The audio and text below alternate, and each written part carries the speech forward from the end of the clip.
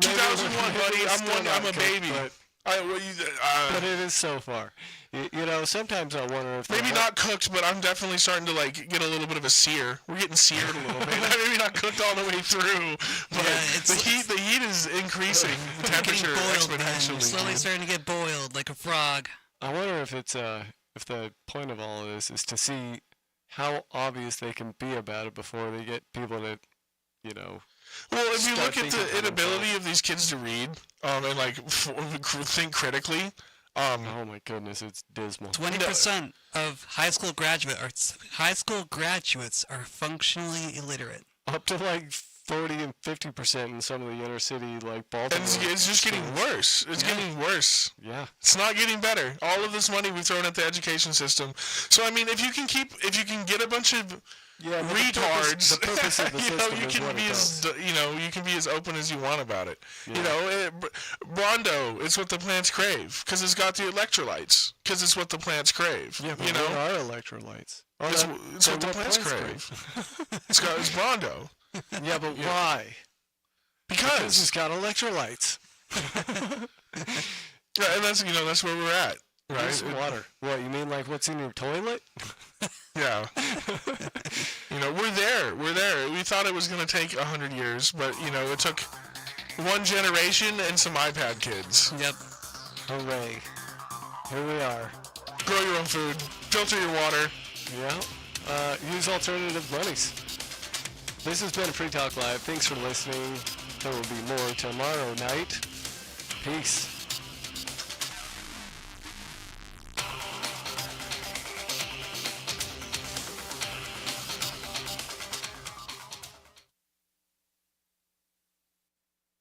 Join liberty-minded voluntarists, anarchists, and libertarians from June 13th through the 16th for the 8th annual Fork Fest at Rogers Campground in the beautiful White Mountains of New Hampshire. Fork Fest is a fork of the Porcupine Freedom Festival, which has sold out in recent years. Fork Fest happens the weekend before the Porcupine Freedom Festival. Fork Fest is decentralized, which means that there's no ticket cost and no one is in charge.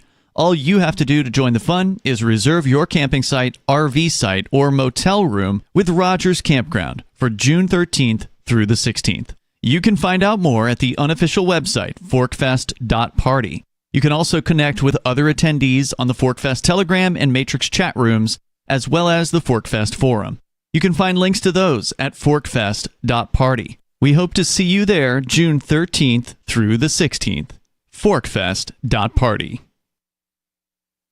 So you've signed the Shire Society Declaration and are planning your move to New Hampshire to be around more liberty-oriented people. Next, sign up for the Shire Society Forum at forum.shiresociety.com. There are a bunch of people there who are already in the Shire, and they want to meet you. If you're already in the Shire physically, you should also come by the forums. Remember, not everyone uses Facebook. New people are signing up for the Shire Society Forum every month, so drop in and say hello at forum.shiresociety.com.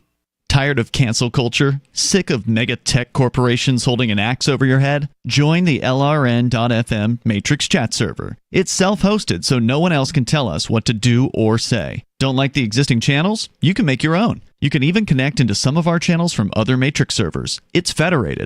For the full LRN.FM Matrix experience, though, you should join our server via the step-by-step instructions at chat.lrn.fm.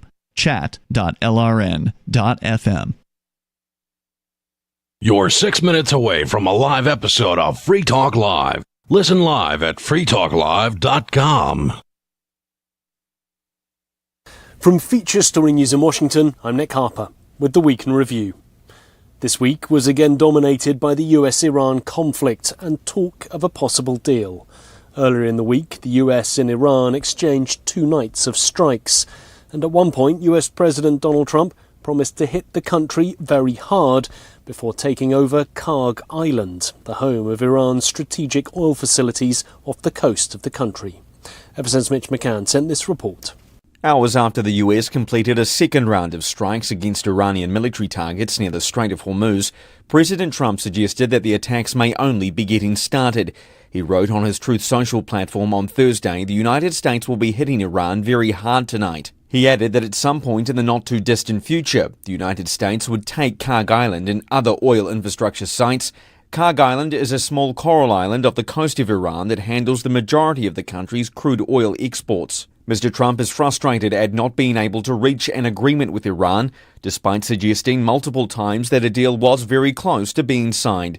Meanwhile, the continued flare-up in hostilities worried US lawmakers and was at odds with the White House's message, as Washington correspondent Simon Marks reports. He sent that message over the last few hours via, according to an interview he gave to Fox News, 49 separate Tomahawk missile strikes.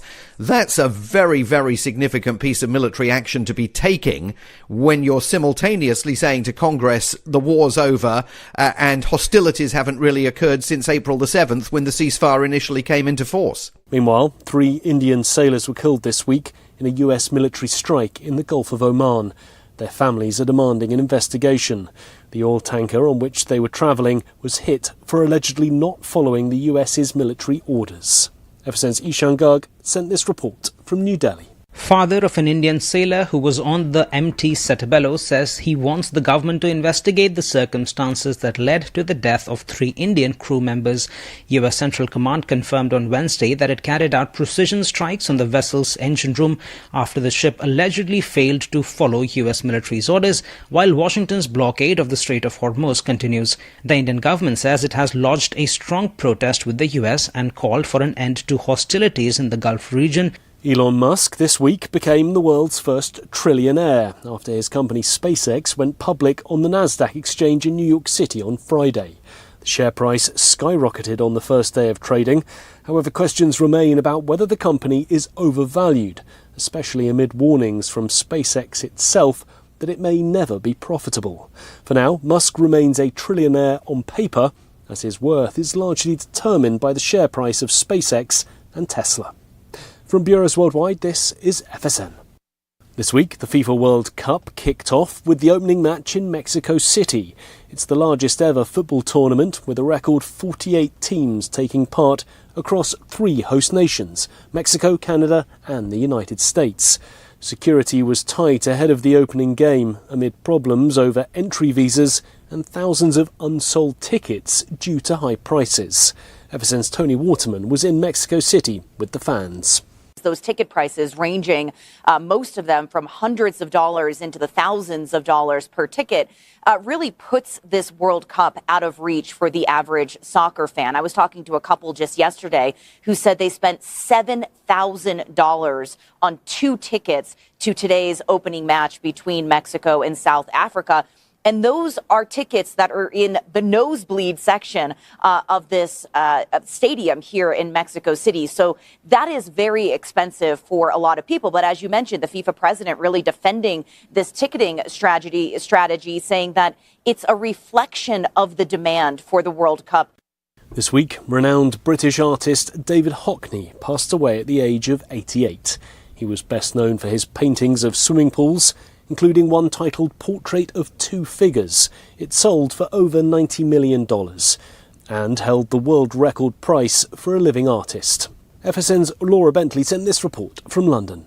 Hockney's work has been long admired throughout the 20th and 21st centuries since he made his name in the art world in the 1960s. A statement from Hockney's representatives said he passed away peacefully at home on the 11th of June, just 1 month before his 89th birthday. The director of London's Tate Britain Art Gallery described Hockney as an immensely important figure and an endlessly inventive artist with a unique vision of the world. And that's the Week in Review. That's Feature Story News. Nick Harper reporting. They started with Google Glass, and now the engineers behind Google have created a new body part to strap gadgets onto. They're calling it the flange, and the new synthetic skin appendage fits between the shoulder blades into a flat surface capable of holding a wide array of new gadgets for Google to hawk to consumers. While unveiling the innovation today, Google CEO Larry Page said, quote, "The possibilities for the number of completely pointless gadgets to strap, bind, and stick to your body are now endless." Early adopters are already raving about the synthetic body part. It overheats and burns my skin pretty bad when I have it on, but I'm really getting to like it. I'm actually thinking of getting a second one installed. Critics are cautioning the tech world to not hail the flange as an achievement yet, since several users have reported problems with the device permanently grafting to their spinal column if worn overnight. Coming up next, Doritos unveils new e-Doritos that come in JPEG form whenever you're hungry. This is the Onion News Network. You can help spread the ideas of liberty with our Patreon for just $5 per month at amps.freetalklive.com.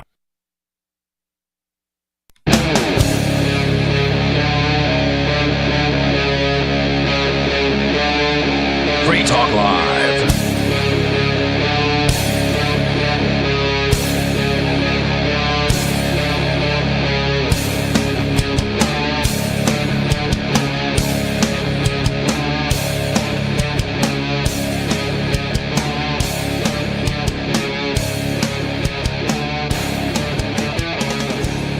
It's Free Talk Live, talk radio that you control, and 603-283-6160 is the phone number. That's 603-283-6160. With you on Free Talk Live, you've got me, Bonnie. Angelo. And Mark, remotely. Is there a lag, Mark? Or were you I just didn't know whether it was my turn or not. I didn't get a point. Yeah. I didn't know anything. I didn't think to tell you there's only me, you, and Angelo on tonight. So... Yeah. Mark remotely. That's his name. So one thing that I found interesting and worth talking about is this kind of creepy thing about Javier Milei. There's a picture of him here on the Telegraph where it's like a digitalized looking picture of him and half his face is like in a shadow. It's really eerie, ominous, or maybe is the word. I think it's supposed to reminisce Two-Face from like the Batman series. Oh, I was thinking like Big Brother or something. But yeah, it's not, I don't like it. Because it just seems like this guy is, maybe he took libertarianism to get into Argentinian power, and now he's going to let the robots control the world. Have you heard of this, Mark? I'm waiting for a little something besides there's a funky picture of Milei. He has a plan of radical techno-futurism to open doors to businesses with no human oversight. And he said, AI will free us. You know that's not anti-libertarian, right? No, I didn't say it's not anti-libertarian. I said he used libertarianism to get into power, and now is going to give right? Like he's not a real libertarian because he's going to turn the machines loose on us. First of all, I said maybe because it's just like, oh, maybe that's what happens. That's how I think about like the world all the time. I'm like, oh, here's my positive view of what might be happening, but they might be in control of that too. So I'm not saying like, oh, that's what I think. He's not a real libertarian. I'm just saying, maybe this is just Peter Thiel thing. Peter Thiel just moved there. Co-hosts, Robert Wicks, he was more of a friend of the show than a co-host. He wasn't on too many times, but he stayed at my house and he came up to visit and he did a lot of tech stuff for us. And he said, you know, libertarianism is just the belief that the government shouldn't control us. But there's nothing to say that a libertarian society wouldn't even be more invasive than the one that we live in now. That, in fact, the Bill of Rights may protect us more than a libertarian society would. And it's just the ability to choose between societies that you want. Oh, well, okay, sure. You're saying that in a world where people respect the non-aggression principle, you could opt into living in a society that you don't have privacy and stuff like that. Yeah, sure. I don't think that is like, oh, by nature of what libertarianism is, the Bill of Rights is better. Like, no, the Shire Society Declaration is better. But I don't think it is. But I do think that there could definitely be a libertarian society. In fact, it may be more free and it may be safer if we had social credit scores. Remember, the credit companies out there, the ones that give your credit score currently, aren't the federal government.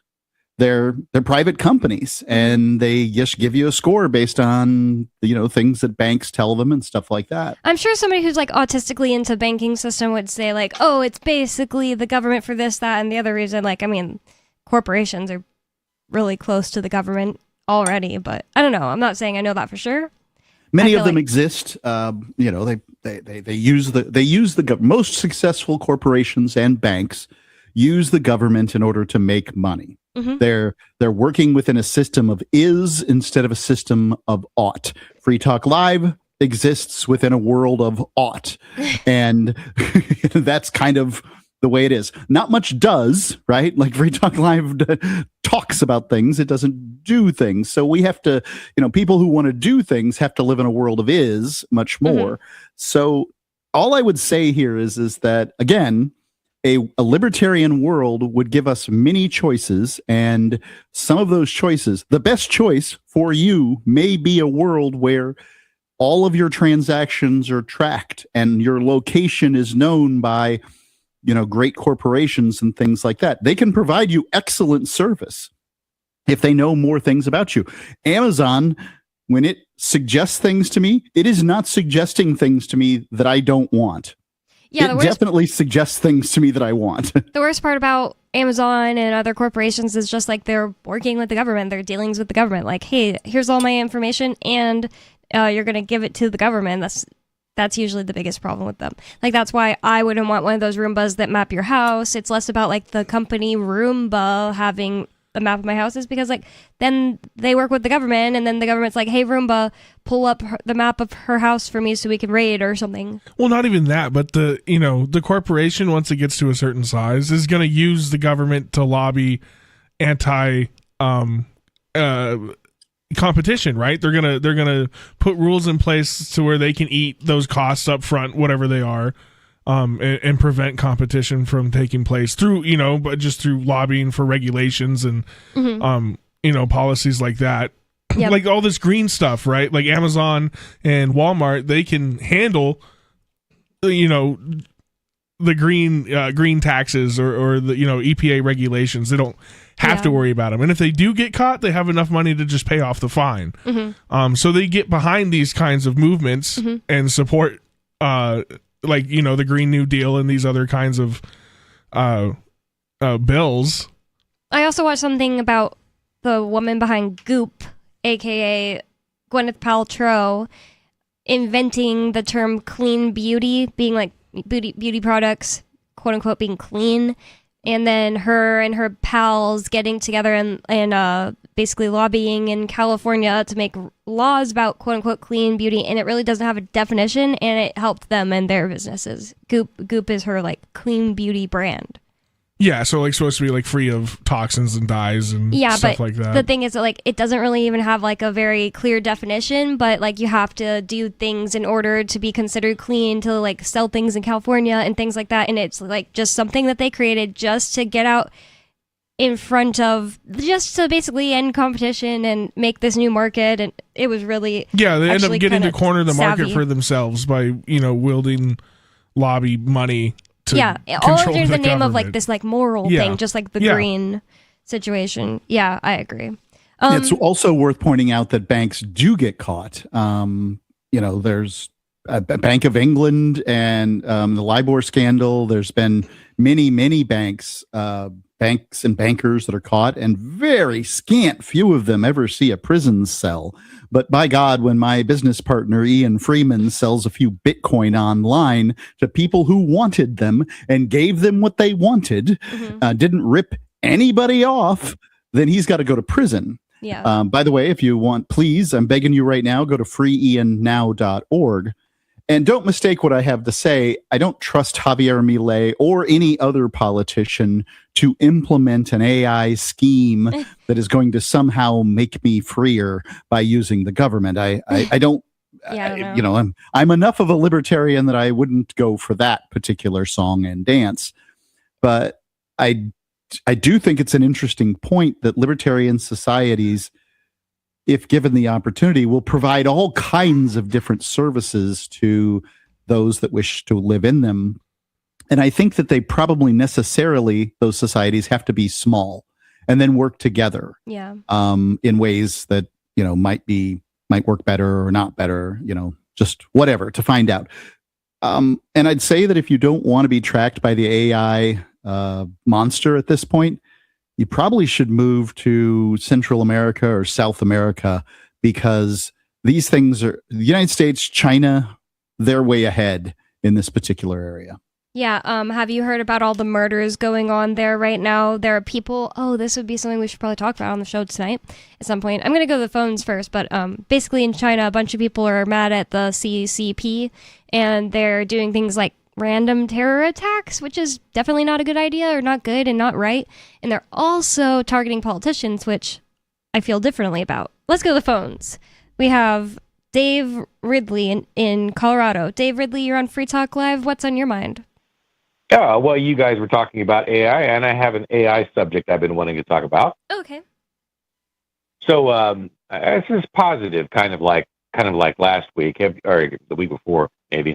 If you stop and think about it, a lot of people, of course, are talking about how they think AI is going to take everybody's jobs and remove everybody's meaning, and everybody's going to feel useless and meaningless. Mm-hmm. I've never heard anyone say this before, but all three of us on this call, or four of us, if there's three hosts, I couldn't tell. Three hosts, sorry. Three hosts. So all four of us on this call, I suspect, are essentially immune from this because there will always be a demand for individuals who help reduce acts of aggression. In other words, libertarians.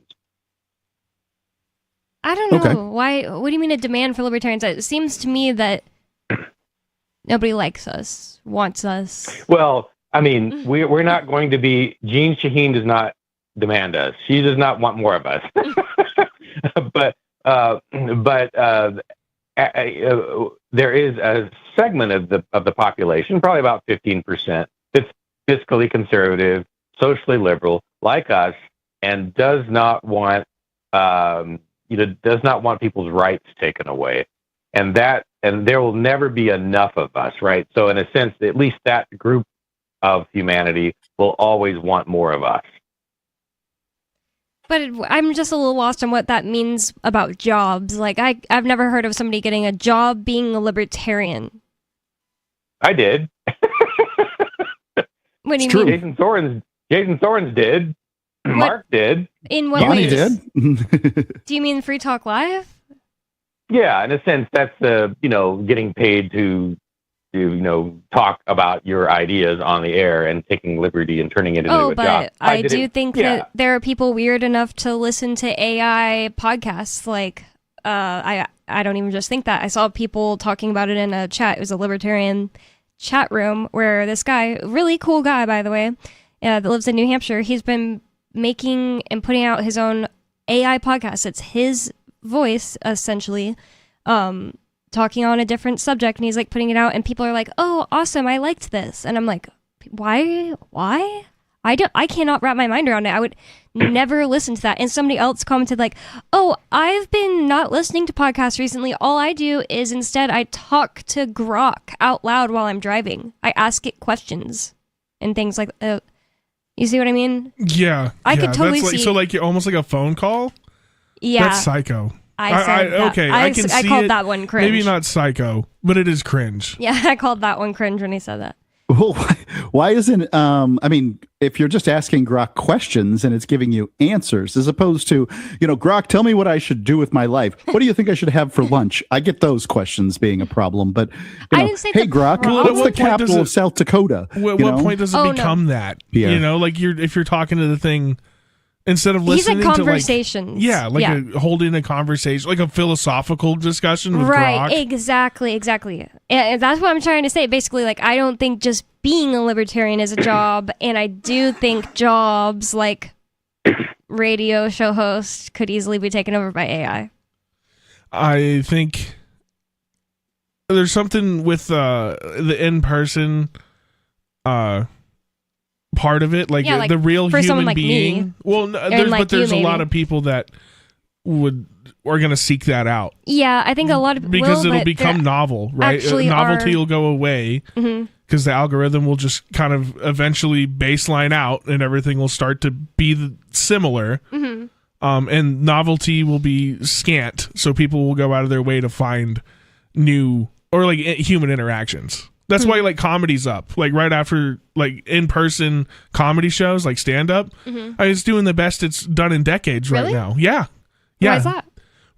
post COVID, everybody wanted to get back into doing in-person things. A lot of the TV and movies and even the video games are kind of like slop. So it's like the in-person kind of more intimate entertainment is starting to make a comeback because people are getting tired of the slop, of the technological slop. In his book, Cryptonomicon, Neil Stephenson discusses a world where you can basically 3D print anything you want. And in this world, he suggests that those that have more money or for whatever reason will employ artisans to make things because it somehow gives them a sense of something better. And I kind of agree with this. I have a knife, a chef's knife, for which I paid way too much money. And this knife, it's honed from just the right metals and, has just the right kind of chefs use it and, this kind of thing. And likely I could get from Ginsu some knife that would do the job just as well. But I like this knife. And I think the price tag was $200 for this kitchen knife. And I mean, try to explain why I paid that kind of money for that thing. And at some point, the justifications just fall apart. Why do people pay $1,000 for a bottle of wine? Why do they do these things? And I think that basically they're onto something is people want this human touch. Now, I can imagine having this conversation 7 years ago before AI just went and kicked artists right in their teeth, graphic designers to have no job, things like that. A graphic designer in Keene that we all know, he told me that AI has made his job easier, better, and more profitable. Good. Yep. So I've obviously done a bad job of explaining my idea, so I'm going to come at it from the opposite end. Okay. What I'm trying to say is that people who can help prevent acts of aggression are always going to be in short supply. We're very much in short supply now, and I think that's going to continue to be the case after we hit the singularity. And by that you mean, okay, AI becoming sentient? Yeah. Because we are scarce, we have value. I don't know how scarce we are. There's about 8 billion of us. Libertarian? Oh, I see. 15% of them. Nah, it's probably lower in other countries where people are raised differently. In societies where they're more clan-based and things like that. I don't even know if I believe 15% in America. I've been seeing that recently. Like, people used to say 1%, and I was like, makes sense. Now people are saying 15. I can't believe that. Well, what he's saying is fiscally conservative, socially liberal as a definition. Yep. Okay. And I like that one. Sure. Now, 1% is the people foolish enough to go spend their time, go to the polls and vote for the libertarian presidential candidate. Okay. That's where they get it. Okay. By the way, count me among them. I mean, I have done it more than once. I've never actually voted libertarian in my life in any, not even like small. Wait, I voted for Steve Villay for governor, so yeah. I would vote for Frank Footloose, but I don't know if he's running again. Well, Dave, I thought of something to talk to you about when you called in next, and I want to run this by you. So you and I are at odds on a particular concept, that is New Hampshire seceding from the Union. And I like you very much, so I want to be on the same side as an issue as you. We've hugged each other. Many times. I'll hug you on any opportunity I get. What I was thinking was I would support a legal path for New Hampshire to become a territory of the United States, because this would circumvent all of the issues that I've talked about in the past. And I think it would provide you with what you're looking for, because I think the main benefit for New Hampshire seceding from the Union is that none of us would then be under the United States IRS's tax code. And that is an interesting concept, because most of these territories have their own tax scheme in some way. It's related to the IRS, but as long as they have their own tax scheme, the IRS is happy. Well, the whole whole purpose for me in my involvement in NHExit is I see it as a way, as a Hail Mary pass that does not have to be caught. And in fact, in a sense, if it's not caught, that's almost better. Because for example, if we were to go back to 1985 and imagine Slovenia connected to Serbia, all one country speaking almost the same language, Yugoslavia, right? And if the Serbian government hadn't gone bad in 1990 and they had just kind of worked out their differences normally, things would be just as good probably for Slovenes now as they actually are, right? So it would have been better for Slovenia if they hadn't had to declare independence and have 10 days of warfare followed by 10,000 deaths in Croatia and 200,000 deaths in Bosnia. So it's better if you don't have to have independence. So in that sense, we're not completely at odds.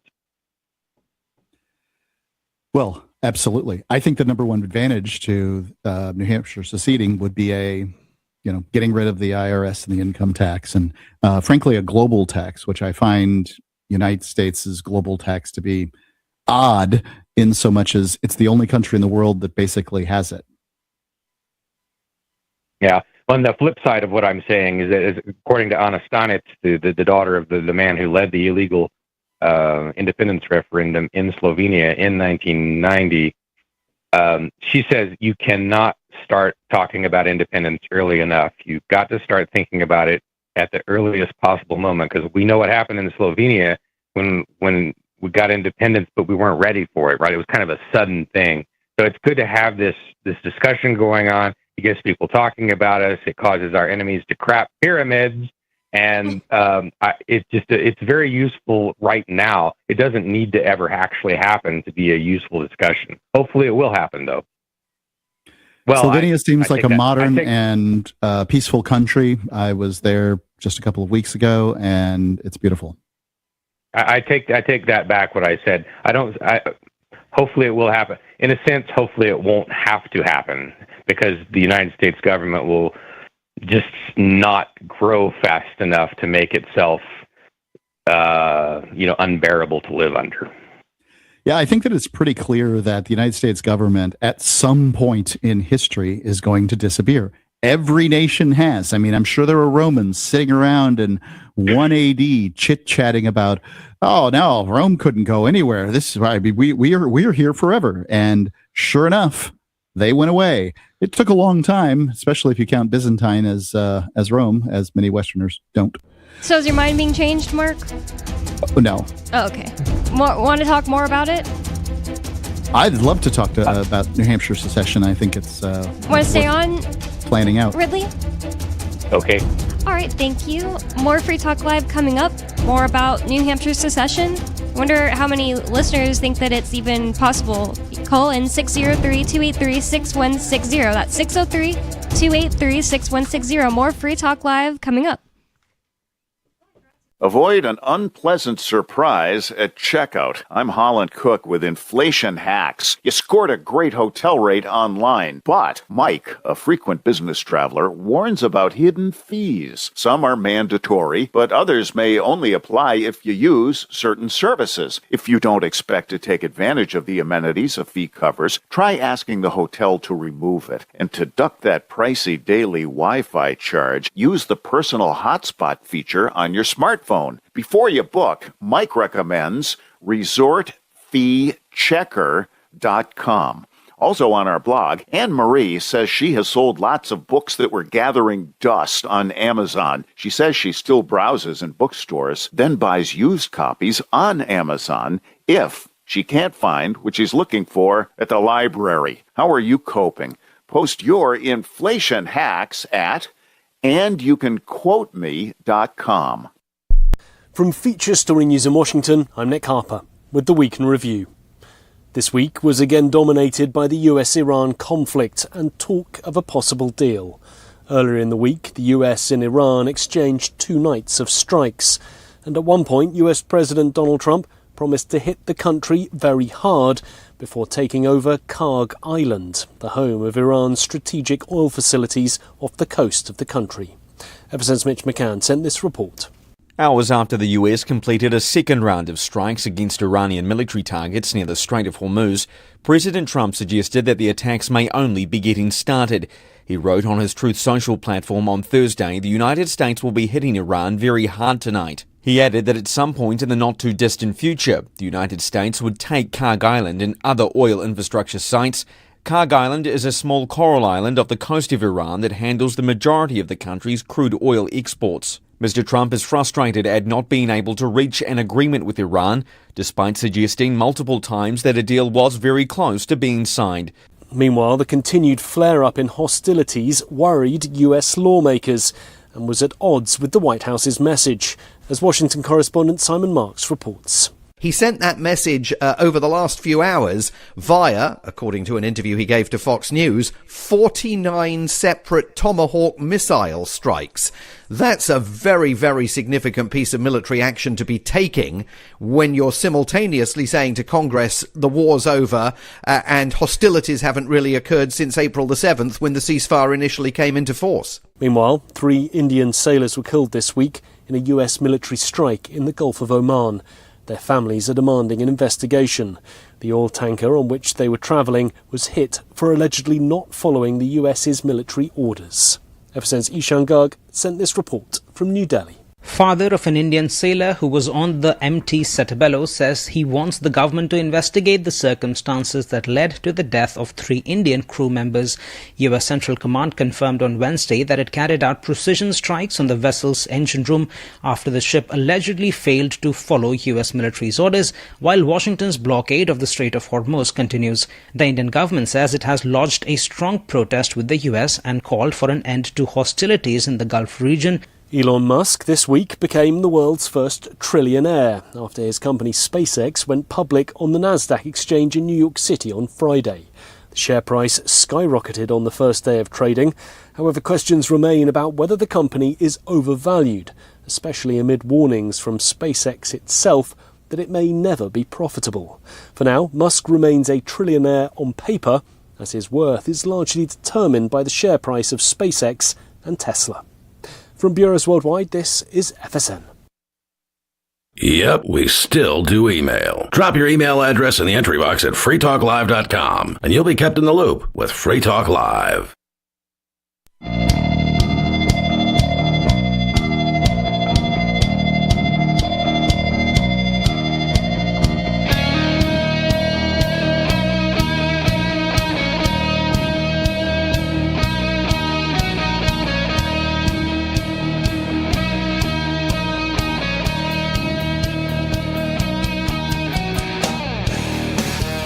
It's Free Talk Live, talk radio that you control. That means that you can call 603-283-6160. That's 603-283-6160 to bring up whatever's on your mind. You can change the subject, talk about what you want to talk about. It's up to you. And Fork Fest is happening this June 22nd to the 29th. It's really coming up now, like 1 week from now, in Errol, New Hampshire at the Northern Waters Outfitters Campground. The owner has offered to host 100 campers at $10 per person per night on the site, and anyone staying in nearby hotels, campgrounds, Airbnbs who'd like to come be a part of the fest for a day is welcome to come for free day passes. The only restriction on freedoms the owner is asking us to abide by is no nudism, which I think we can deal with. Forkfest.wtf, that's FORKfest.wtf, and forkfest2026@gmail.com to sign up as one of the 100 campers. And with you on Free Talk Live tonight, you've got me, Bonnie. Angelo. And Mark Edge. And we were on the phone with Dave Ridley. Dave, you're in Colorado, and we are talking about New Hampshire secession. Mark, did you have more questions? Sure. So when I think about, both Dave and I have, our opinions on New Hampshire secession. I don't think it's, in my opinion, really worth talking about anything that's more than 10 years out, because none of us can predict the future. Now, prepare for it. Sure. We should prepare for a world where AI is cognizant and New Hampshire is no longer under the United States government. But I mean, I can't see New Hampshire managing to break away from the United States in the next 10 years. And I think that's the world that people generally think about, is like, well, what would it be like today? Because we can't figure out what things will be like in the future, especially post-singularity. Well, again, these things happen really fast and unexpectedly. If you look at 1987 Estonia, the idea that they would be independent in 1991 was just insane, and yet they were. And that, the fact that they had a strong independence movement, the strongest probably in the former Soviet Union, helped them. The fact that they were moving so fast and so much more dedicated to this than most of the other republics, I think it made them independent first. And because they were first out the door, they were safest, right? Like the way everything played out in Estonia was almost perfect. And you don't want to be the last one out the door.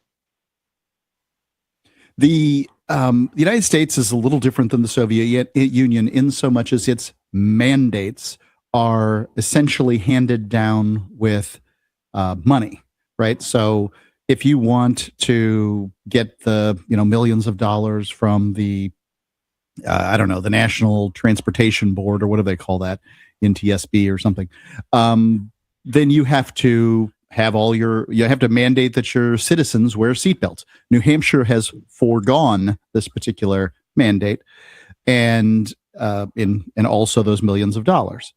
And this is kind of this is the way the U.S. government tends to work. Now, there's an obvious glaring differences in, say, Obamacare, in how we all had to get health insurance or pay a fine to the federal government, and then the federal government started doing health insurance, got into the health insurance business too. But the difference is when Moscow collapsed, there was just sort of nothing there. There was no skeleton to take care of things. And Estonia, whatever the president's name was at the time, runs out, finds himself a Milton Friedman book or whatever it is, and he says, well, what is capitalism? We better figure this out and figure it out quick. And they did a pretty good job. It's probably gotten worse over time. But when it comes to the U.S. government's failures and collapse, I think that the state governments of most states are pretty robust, and they're just going to pick up where the federal government leaves off. Yeah, and the one thing to keep in mind is that when these I've lost my train of thought. Go ahead. So Jason Osborne, the House Majority Leader, yep. He, in his speech at Liberty Forum, talked about the Overton window of governance in New Hampshire. That he doesn't, as a liberty lover himself to some extent, he doesn't try to manipulate the House into voting the way he wants them to vote, because he's a libertarian. He tries to get past the things that'll get passed that increase the freedom and fiscal responsibility of New Hampshire's citizens.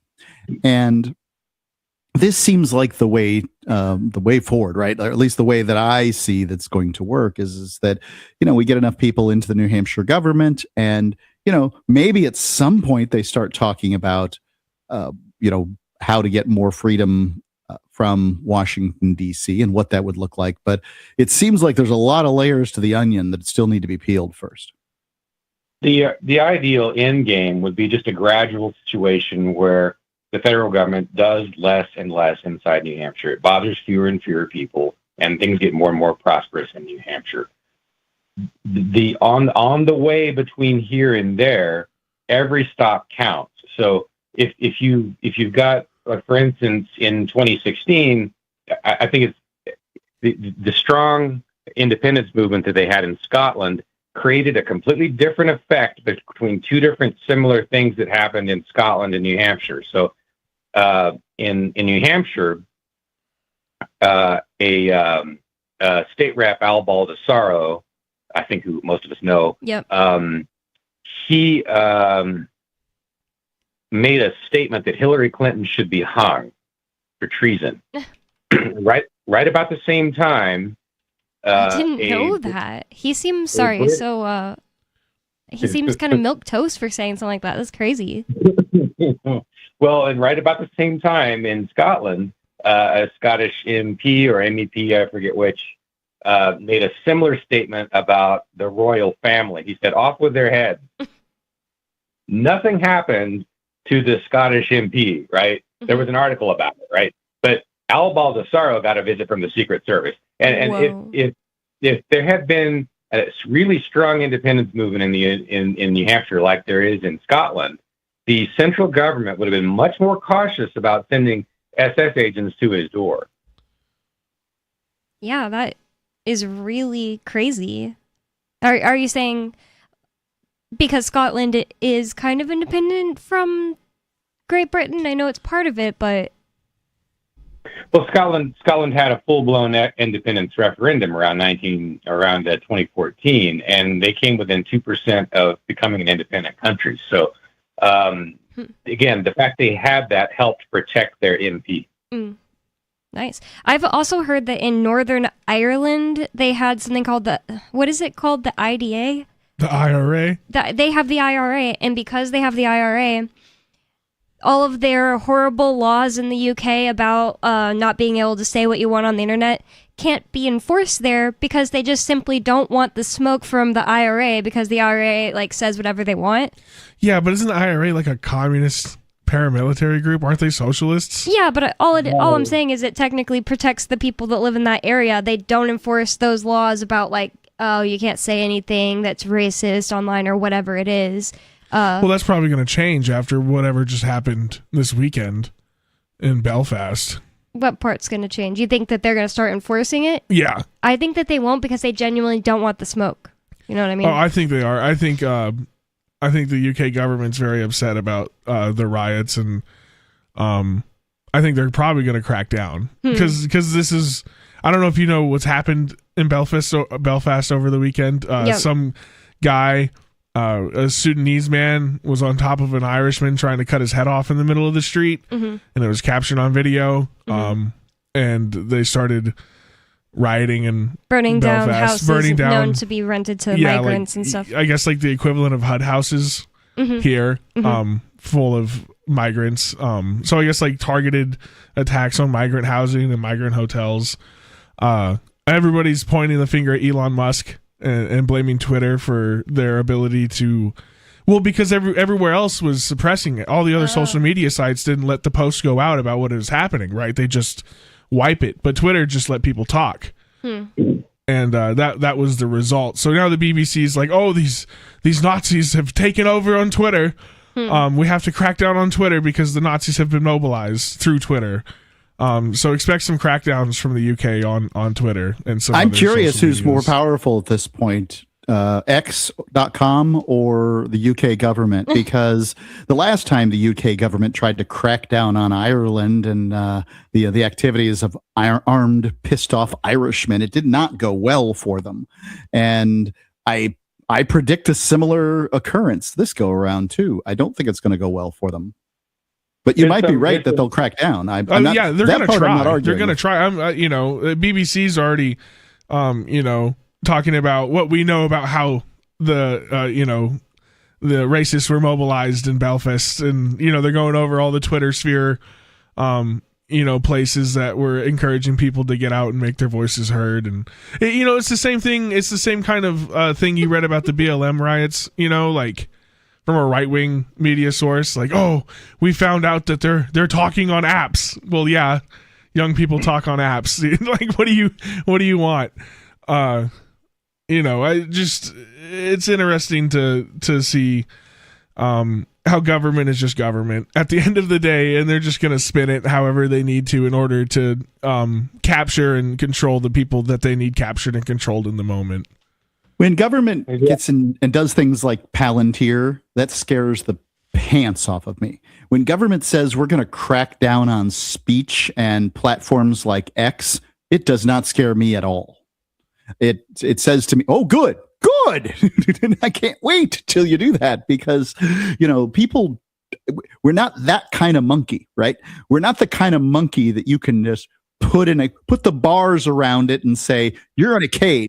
You can domesticate this monkey. Absolutely. You can tell this monkey that you beat up the other monkeys that try to get out of line. Yeah, absolutely. But your free bananas are going to go away if you don't beat that monkey up. Well, yeah, they'll do that. But I don't think it's going to work to crack down. The speaking of the IRA, they actually bombed the spot that I was standing on not long after I left it once, back in 1981. Whoa. Scary. Are you Catholic? No, but then screw you. I tend to lean more sympathetic to the IRA than to the Rucks. That's what they call the British occupation or whatever.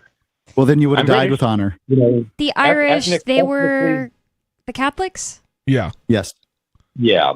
Ethnically, I'm British, but I tend to sympathize with Irish causes more than there aren't many people that sympathize with the British.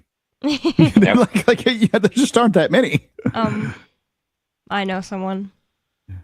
Do you know Angelo? I think I know who you're talking about. My mom. My mom is on the wrong side of history. Anglo Stan. She's an Anglo Stan. She loves UK. She loves London. I won't even say wrong. I don't know enough about the whole situation to say my mom's on the wrong side, but my mom loves England specifically and thinks that Ireland is so bad. And I tried to look into it, and AI was like, objectively, England has done way more wrong to the Irish than vice versa. Yeah. Well, yeah, but the Irish are just drunks. Oh my god. That would be the British man's response is they're just dirty drunks, The Brits are drunks too. Yeah, that's true. Nobody drinks like Brits do. I did an interview with BBC, and then they also interviewed Ian. It's not going to come out until December, though, which I was like, that's a really long time. But anyways, I was telling them all of Ian's backstory, including just like activism in New Hampshire way before he got arrested for this. And I had told them about why Ian had a charge of like disrupting police activities, whatever it's called, for standing in front of a police car. And I said, yeah, this woman was being arrested, but it was a victimless crime. It was she had a open container. So there's open container laws in the United States in some places, including Keene, New Hampshire. And later on, the interviewer, he said, could you explain what libertarianism is? Because our listeners in the UK, they might not be very familiar with the term libertarian or what it means, but I will say if there were open container laws in England, the whole society would come down in a day. They would like riot, he was saying. He was just saying basically they walk around drinking all day, or maybe not all day, but at least enough to where they would never even try that. But I you wish they'd riot for like the rest of their country. Yeah, it's true. Yeah. That's true. That's a nice freedom they have in England. Also, at least when I was there, is that you can buy liquor in a vending machine. And a piece of Free State Ireland trivia: the Irish rebels of 1916, who successfully, 1916, 1920, that era, who successfully separated Southern Ireland from England, were called Free Staters. Oh, that's pretty cool. Eventually, it's a little more complicated than that. Half of them were called Free Staters, and then the ones that rebelled against the Free Staters were called something else, and it was just complicated. Free Stater came to mean the government in Ireland, south of Fermga and Tyrone. Weird that it came to mean the government. No, I mean that's the group who wanted to secede and they won, so then they established their government, right? Mm-hmm. So the Free State broke away from the crown. Yeah. So now the Free State's in charge of the place. That's why we need to start calling it the State Free Project. State Free Project. While we're talking crap about Ireland, I was there a couple of years ago, and I got to say, the government waste on that stupid language of theirs is stunning. What? That's so rude. Yeah, you're a Gaelic hater. They want to keep it. No. Well, I'm of Irish descent, but yes, I am a hater of somebody who speaks fluently the most useful and universal language on the planet. Is it talking universal? about some stupid, useless language that's completely dead at this point? That's messed up, Mark. How many people? And I need a number. Somebody tell me how many people speak Irish Gaelic and do not speak English or some other language. especially English. Okay, Well, I'll keep it to that. How many people speak Irish Gaelic and do not speak English? I just asked fluently? Grok, so I mean, take that with a grain of salt and everything, but let's see. 3 dozen? Let's see what it says. I mean, I never even thought of that question. It says virtually zero or effectively none among adults. Right. And the idea that they take, like they have huge signs. Imagine interstate signs. They have them twice as plentifully as they do in the US. They're just everywhere. And everything, this gobbledygook is written above English. No. And I mean, you know what it costs to put these things up? I mean, how much does it cost to print this crap? I see what you're saying about the government waste, but I don't agree with, we should just ditch our native or like dead language that should be preserved just because English is better. Language is a tool. It's a tool to communicate. If you want to preserve dead languages, I'm all for it. Get grandma in front of a tape recorder and put that stuff on Google so that Google has it archived for the rest of time. And then speak a language that other people use. I mean, are we happy that Pennacook is a dead language? I mean, the original language of Manchester is no longer spoken anywhere, and no one knows how to revive it. It would be. I don't like the government spending money on it, but I hope that Gaelic survives. Yeah, me too. Are you saying that there's a... What do you mean survives? I mean, at this point, any language that is spoken into Google survives. I mean, there's literally, nerds going into the Amazon forest, getting these, these tribesmen to speak their language into a recorder so that Google can have it. Wow. And I think that's great because linguists need to be able to do the work that they do, and their work is important to someone. But when... As far as I'm concerned, teaching your kid exclusively some booga useless language is child abuse. What? Absolutely. Like, Bonnie, how would you like to be able to live in a world where you can't communicate with anybody because mom and dad taught you Hawaiian exclusively? I see, or exclusively. Navajo. Yeah, Isn't it Pidgin? I thought they spoke Pidgin. I think Pidgin is like something that anyone could speak, right? Yeah, Pidgin's just a pieces of English, a major language, okay. Usually English. Oh, Nigerian Pidgin is basically, a boiled down English. Okay. Yeah, I do accidentally feel very strongly when it comes to languages. I mean, like the whole world is voluntarily learning English for a reason, and then these people, the nostalgists that want to teach people, especially people who do it exclusively, because there's, for everybody who says, hey, let's learn Esperanto as a family, that's a fine idea. It's a good idea to learn a language and to expand your mind and do whatever. And, if you're going to do it, you should do it with a language you can talk to people on, but fine. If you want to learn how to play the accordion, I don't care. But when you do that to your kid exclusively, like you say, you're going to learn Navajo and you're not going to learn anything, or Pennacook, do people or whatever do that? Term you want. I didn't know people do that, really. People do every kind of child abuse you can imagine. There's children that haven't gotten out from underneath the stairs in the basement. Well, that's true. I don't think. Have you ever interacted with? Oh, I guess I've probably interacted with more natives than you have. Yeah, probably. I've never met a native that couldn't speak English to me. Me either, though. Yeah. Even though if they knew like their native language, I don't know. I haven't ever met somebody like that who spoke a dead language exclusively. I'm taking Spanish courses right now, and I can tell you it's taken me 5 years. I'm like a 15 or 1600 days on Duolingo, and I'm probably getting close to a B2, like high intermediate level in speaking Spanish. When I can speak Spanish, I will be able to talk to 2 billion people on the planet. When I learned Irish Gaelic, I'll be able to talk to 2,013,000,000. What a waste of time. Well, what if there's something about these words that tell you about like history in a certain way? Like, I think, okay, you've Google already can agreed that it translate should them. exist. Yeah. I don't know. I don't. What if there's a mystery hidden in Chinese checkers? And if only you were a master at it, then, you could have dissolved this idea that somehow you think differently in a different language. I'm sitting there thinking about it in a different language for the last 2 weeks while I'm taking Spanish courses, and I am not thinking differently. I think that is absolute nonsense. Oh, really? I think this is people who are holding up, we got to save these languages because they create a diversity of thought. No, they don't.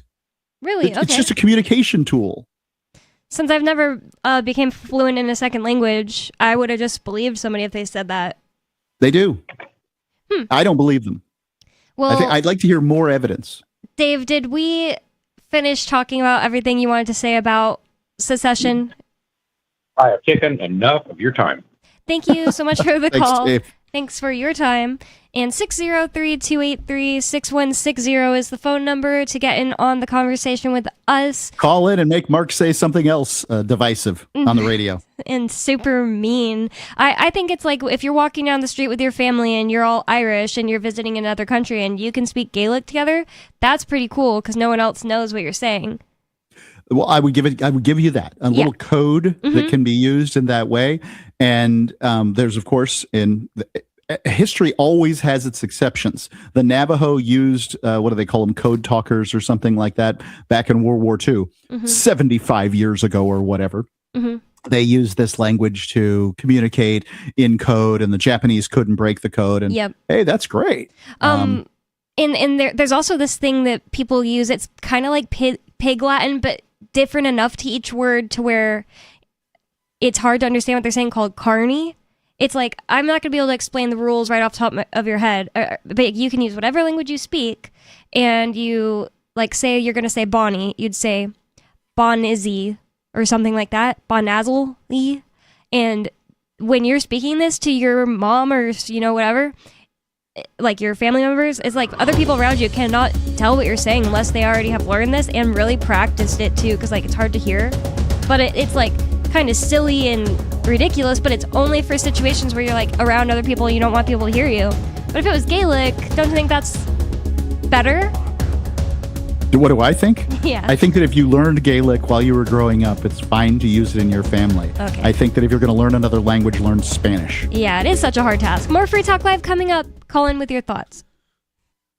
Some of you have wanted to support Free Talk Live's mission on a monthly basis, but don't want to support Patreon. Now we have an alternative that also helps our premier streaming platform, Odyssey. Visit video.freetalklive.com and click join at the top of the channel. You can subscribe for $5 per month, and unlike other subscription services, Odyssey adds their processing fee on top, so it'll cost a little over $5 per month, but Free Talk Live will receive the entire amount you pledged. Higher donation tiers are available if you're feeling so inspired. You'll get a special membership badge that's visible in the Odyssey chat room, and if we get enough supporters, we may enable members-only chat. This new subscription method is a great way to decentralize our direct listener support away from just Patreon and also support a libertarian-run business, Odyssey. Please visit video.freetalklive.com and click join to subscribe to our Odyssey channel and help support spreading our message around the planet. Visit video.freetalklive.com and click join today. The new 4th edition of Healing Our World, The Compassion of Libertarianism, will take your understanding of liberty to a deeper level and has over 1,300 updated references, new cartoons, and a foreword by Dr. Ron Paul. With discounts for multiple book purchases, the 4th edition of Healing Our World is a great gift for the liberals, pragmatists, environmentalists, and Christians in your life who think libertarianism is cold-hearted. Get yours today at healing.freetalklive.com and use promo code FTL for a $5 discount. There are lots of ways to listen to Free Talk Live. Our podcast has been around since podcasts began, and now the FTL feed is loaded with content besides our full show archives. Did you know that we make it easy for you to customize your podcast subscriptions? We have different feeds, one that includes only our full shows, one with just the Daily Digest, and our main feed that includes everything. You decide what you listen to. It's quick and easy to customize your feeds at feeds.freetalklive.com. That's feeds.freetalklive.com. You're listening to the live edition of Free Talk Live. Hour number 2 is next after the news here on the Liberty Radio Network at LRN.FM. From Feature Story News in Washington, I'm Nick Harper with the Week in Review. This week was again dominated by the US-Iran conflict and talk of a possible deal. Earlier in the week, the US and Iran exchanged 2 nights of strikes, And at one point, US President Donald Trump promised to hit the country very hard before taking over Karg Island, the home of Iran's strategic oil facilities off the coast of the country. Ever since Mitch McCann sent this report. Hours after the US completed a second round of strikes against Iranian military targets near the Strait of Hormuz, President Trump suggested that the attacks may only be getting started. He wrote on his Truth Social platform on Thursday, the United States will be hitting Iran very hard tonight. He added that at some point in the not-too-distant future, the United States would take Karg Island and other oil infrastructure sites. Karg Island is a small coral island off the coast of Iran that handles the majority of the country's crude oil exports. Mr. Trump is frustrated at not being able to reach an agreement with Iran, despite suggesting multiple times that a deal was very close to being signed. Meanwhile, the continued flare-up in hostilities worried US lawmakers and was at odds with the White House's message, as Washington correspondent Simon Marks reports. He sent that message over the last few hours via, according to an interview he gave to Fox News, 49 separate Tomahawk missile strikes. That's a very, very significant piece of military action to be taking when you're simultaneously saying to Congress the war's over and hostilities haven't really occurred since April the 7th when the ceasefire initially came into force. Meanwhile, 3 Indian sailors were killed this week in a US military strike in the Gulf of Oman. Their families are demanding an investigation. The oil tanker on which they were travelling was hit for allegedly not following the US's military orders. Ever since Ishan Garg sent this report from New Delhi. Father of an Indian sailor who was on the MT Setabelo says he wants the government to investigate the circumstances that led to the death of 3 Indian crew members. US Central Command confirmed on Wednesday that it carried out precision strikes on the vessel's engine room after the ship allegedly failed to follow US military's orders, while Washington's blockade of the Strait of Hormuz continues. The Indian government says it has lodged a strong protest with the US and called for an end to hostilities in the Gulf region. Elon Musk this week became the world's first trillionaire after his company SpaceX went public on the Nasdaq exchange in New York City on Friday. The share price skyrocketed on the first day of trading. However, questions remain about whether the company is overvalued, especially amid warnings from SpaceX itself that it may never be profitable. For now, Musk remains a trillionaire on paper, as his worth is largely determined by the share price of SpaceX and Tesla. From Bureaus Worldwide, this is FSN. This week, the FIFA World Cup kicked off with the opening match in Mexico City. It's the largest ever football tournament, with a record 48 teams taking part across 3 host nations, Mexico, Canada and the United States. Security was tight ahead of the opening game amid problems over entry visas and thousands of unsold tickets due to high prices. Ever since Tony Waterman was in Mexico City with the fans. Those ticket prices ranging, most of them from hundreds of dollars into the thousands of dollars per ticket, really puts this World Cup out of reach for the average soccer fan. I was talking to a couple just yesterday who said they spent $7,000 on 2 tickets to today's opening match between Mexico and South Africa. And those are tickets that are in the nosebleed section of this stadium here in Mexico City. So that is very expensive for a lot of people. But as you mentioned, the FIFA president really defending this ticketing strategy, saying that it's a reflection of the demand for the World Cup. This week, renowned British artist David Hockney passed away at the age of 88.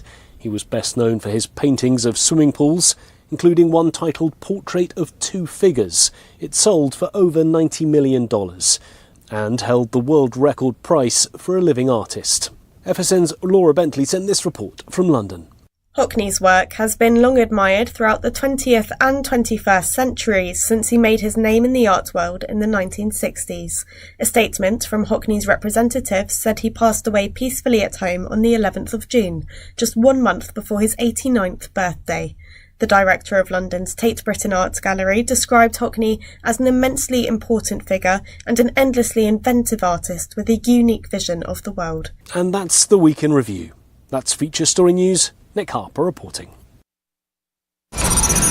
It's the story that's stunning the tech world. Despite his age, 6-year-old data entry prodigy Jeffrey Peters is already entertaining offers from dozens of major temp agencies. Experts say Jeffrey's abilities to sit still and perform mind-numbing tasks in Excel and Word for hours on end rank with a freelance worker 3 times his age. But Jeffrey's mom says that she knew he was special from early on. I've always thought that Jeffrey was different from the other kids. He started wearing glasses for computer strain when he was just 3.5, and he already has some pretty significant tendinitis. I've always wanted to work at Maverick Recruiting. The data entry whiz is at the center of a bidding war between industry titans like Workforce Solutions and Metropolitan Staffing, both offering lavish perks like starting salaries of up to $15,000 and a cramped cubicle shared with only 2 other temps. Jeffrey's parents say that given the generous offers he's already received, he could be well on the way to affording a dingy rundown apartment of his own. This is the Onion News Network. Got Telegram? You can follow our channel there and discuss show prep with other listeners at telegram.freetalklive.com.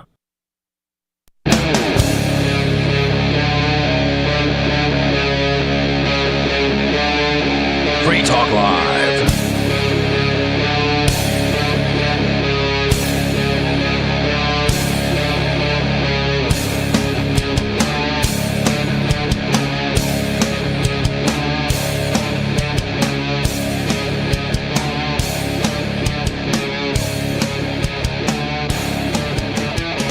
It's Free Talk Live, talk radio that you control. That means that you can call 603-283-6160. That's 603-283-6160.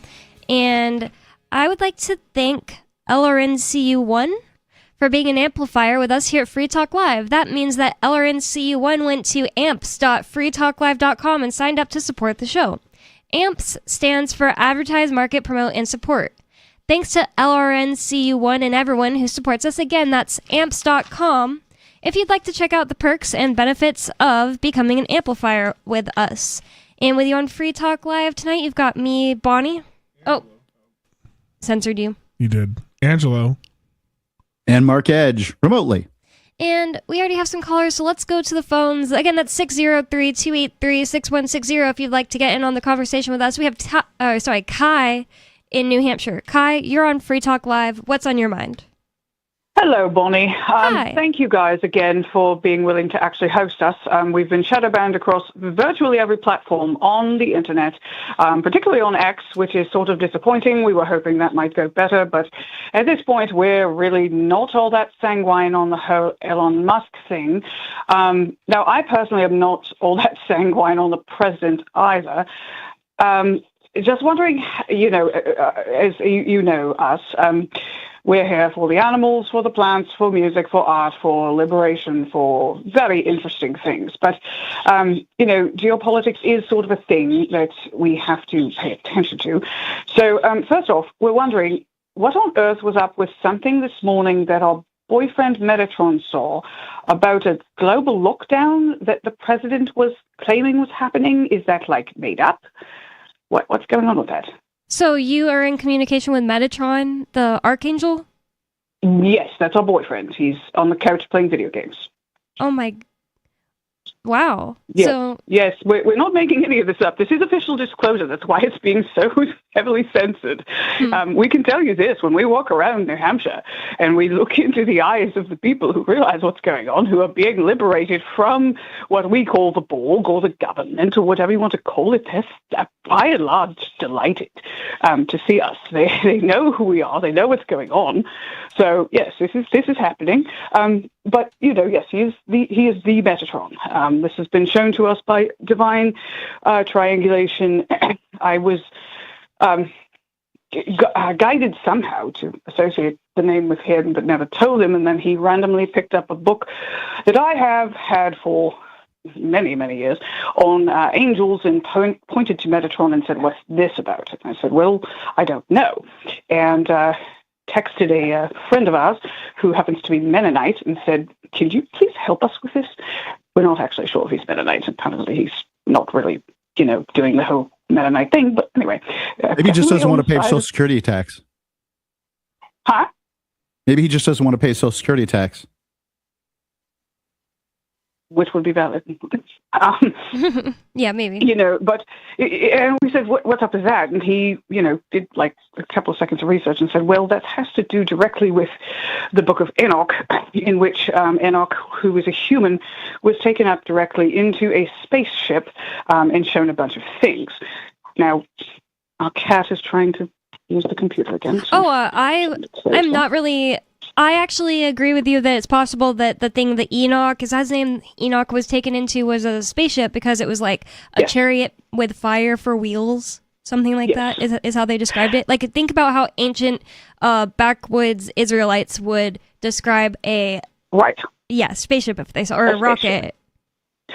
Right, correct. And if you read the book, read and I've skimmed it, it's basically just a directory of names for those of us who are what we call the enforcers, to take and do alien things that humans don't need to worry about. We are the ones who are going to get rid of the baddies. There was a transgression. Humans were not supposed to know certain things. They were shown things, and it did not end well. And honestly, they don't really want to know those things. It's sort of like, well, why would you want that responsibility if you don't need it? So anyway, but again, we're wondering what's going on with you folks. Obviously, we're guessing you're very tapped in, but also in New Hampshire as we are. What do you even think is going on? Because we really don't know. Geopolitically, it's, I think everyone on Earth who doesn't suck is just hoping for the great financial reset. And it's sort of like, what are they waiting for? Well, first of all, I Googled while you were talking President Trump saying anything about a global lockdown. I haven't heard anything about that. I haven't heard, and I don't see it on the internet. Did you hear what Bonnie just said? She didn't see anything about President Trump's global lockdown thing. So whatever I think you're being fed on YouTube is bogus. Yeah. I know, but you show it to me and then... Talking to we reiterate, he's a gamer. Yeah, there's lots of stuff out there trying to get people's attention. I know, and it's awful. And so I guess all right, we appreciate you informing us of that. Well, on that note, I think let's, if you will, I'd like to end with a couple messages of hope. One is that there is nothing but for those with freedom and love and the divine in our hearts. So it'll all look up. Oh. Second, so PorcFest this year. This is happening when again? PorcFest is June 22nd to the 29th, and if you go to their website, they're doing it at a bunch of different locations. PorcFest for the actual official Free Talk Live, or sorry, I meant to say Free State Project's PorcFest. Yeah, you can Google PorcFest 2026 and that'll pop up. Okay, cool. June 22nd to 29th. All right, thank you for the call. Interesting stuff. Right. Yep.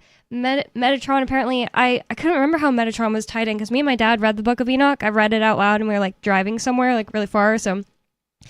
And apparently, I just don't remember this. Like, Google said this is the case. Enoch, this, like, human person that was, like, a follower of God and became, like, a earthly ruler and stuff, and then didn't die because he got taken up in the, possible spaceship... It says that he transformed into Metatron. I didn't remember that. Are you talking about, I thought it was Elijah that went up in the chariot. No, he also. Okay, so this is, Enoch also did the same thing Elijah did? It was one of those two guys. I remember went up in a chariot, supposedly. That's what the book says. Yep. I think they both were. I'm making double sure that that's what I remember is true, because like right when she said that he got taken up in a spaceship, I was like, oh yeah, fiery chariot, that makes sense to me. Oh no, Enoch walked faithfully with God, then he was no more because God took him away. It didn't give any details on that. You're right, I was mixing it up with Elijah or Elisha, whichever one that got taken away in a fiery chariot. That could have been a spaceship too.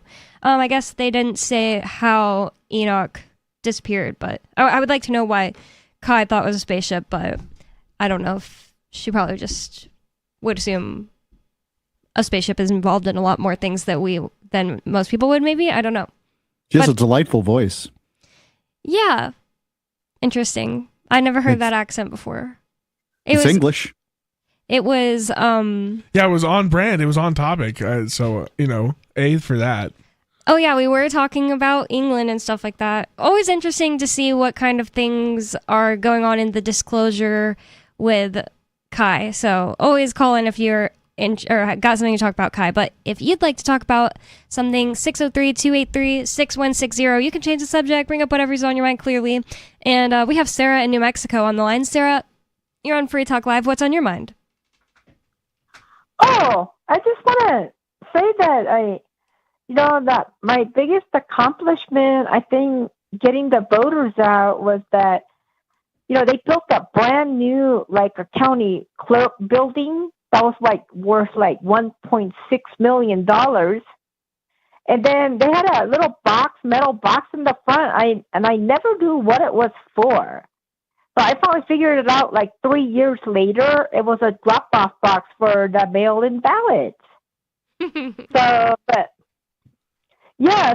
I think, the county clerk, we had a city building. It was on the 6th floor. To register to vote, they just give you a floor. So they finally got the county. They have built their own building to register to vote, and then they have their county meetings.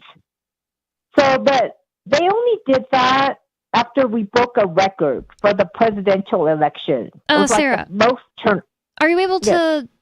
I don't know if your phone is just broken or something. It's every call you call recently, it's there's this loud noise every time you start a new word, basically. Are you on speaker, and also are you able to just maybe back off the phone a little bit, take it away from your face? Okay, yeah. Okay, so yeah, I that's took way it off better. Speaker. Much better. Okay, yeah, maybe I just talked too loud. Yes. Maybe. So I'm curious, are you worried that people might use these mail-in ballots and this drop box to vote fraudulently? Because one nice thing about people voting in person is it's much more difficult to fake who it is voting and what they want. Whereas all you have to do is get somebody's ballot, fill it out, scribble on it, and you're in good shape. Well, I doubt it. The absentee ballots is it's for people that makes it easier for people to vote. So it just stays home. You fill it out whenever you want to. And then, in our state, you have to get the request in writing. You just can't apply online. I don't know, but I always do. They send me a letter and I send it back. So that online you could request them to send you a letter. So the request is actually a written letter that you sign. So the fraudulent is, they have to have it in writing. So you could online, you could say, would you send me a letter so I could send it back to you with my signature? So our state, they have that request in writing. So they only issue it out to registered voters. And then the next question, presuming that everything's on the up and up with this voting by absentee ballot, which I don't, is do I really want the vote of the person who isn't going to invest the time and energy to just come to the polls on voting day? I mean, it should be hard to vote, right? One should have an investment in voting because the politicians certainly have an investment in robbing you, right? Well, the thing is, it is difficult enough to vote by absentee because you have to time it. You have to make sure that you put it in the box 5 days before. You have to request it in writing. And then you have to put it in the inner envelope, the outer envelope, and then you have to sign it. It takes quite a bit of an effort.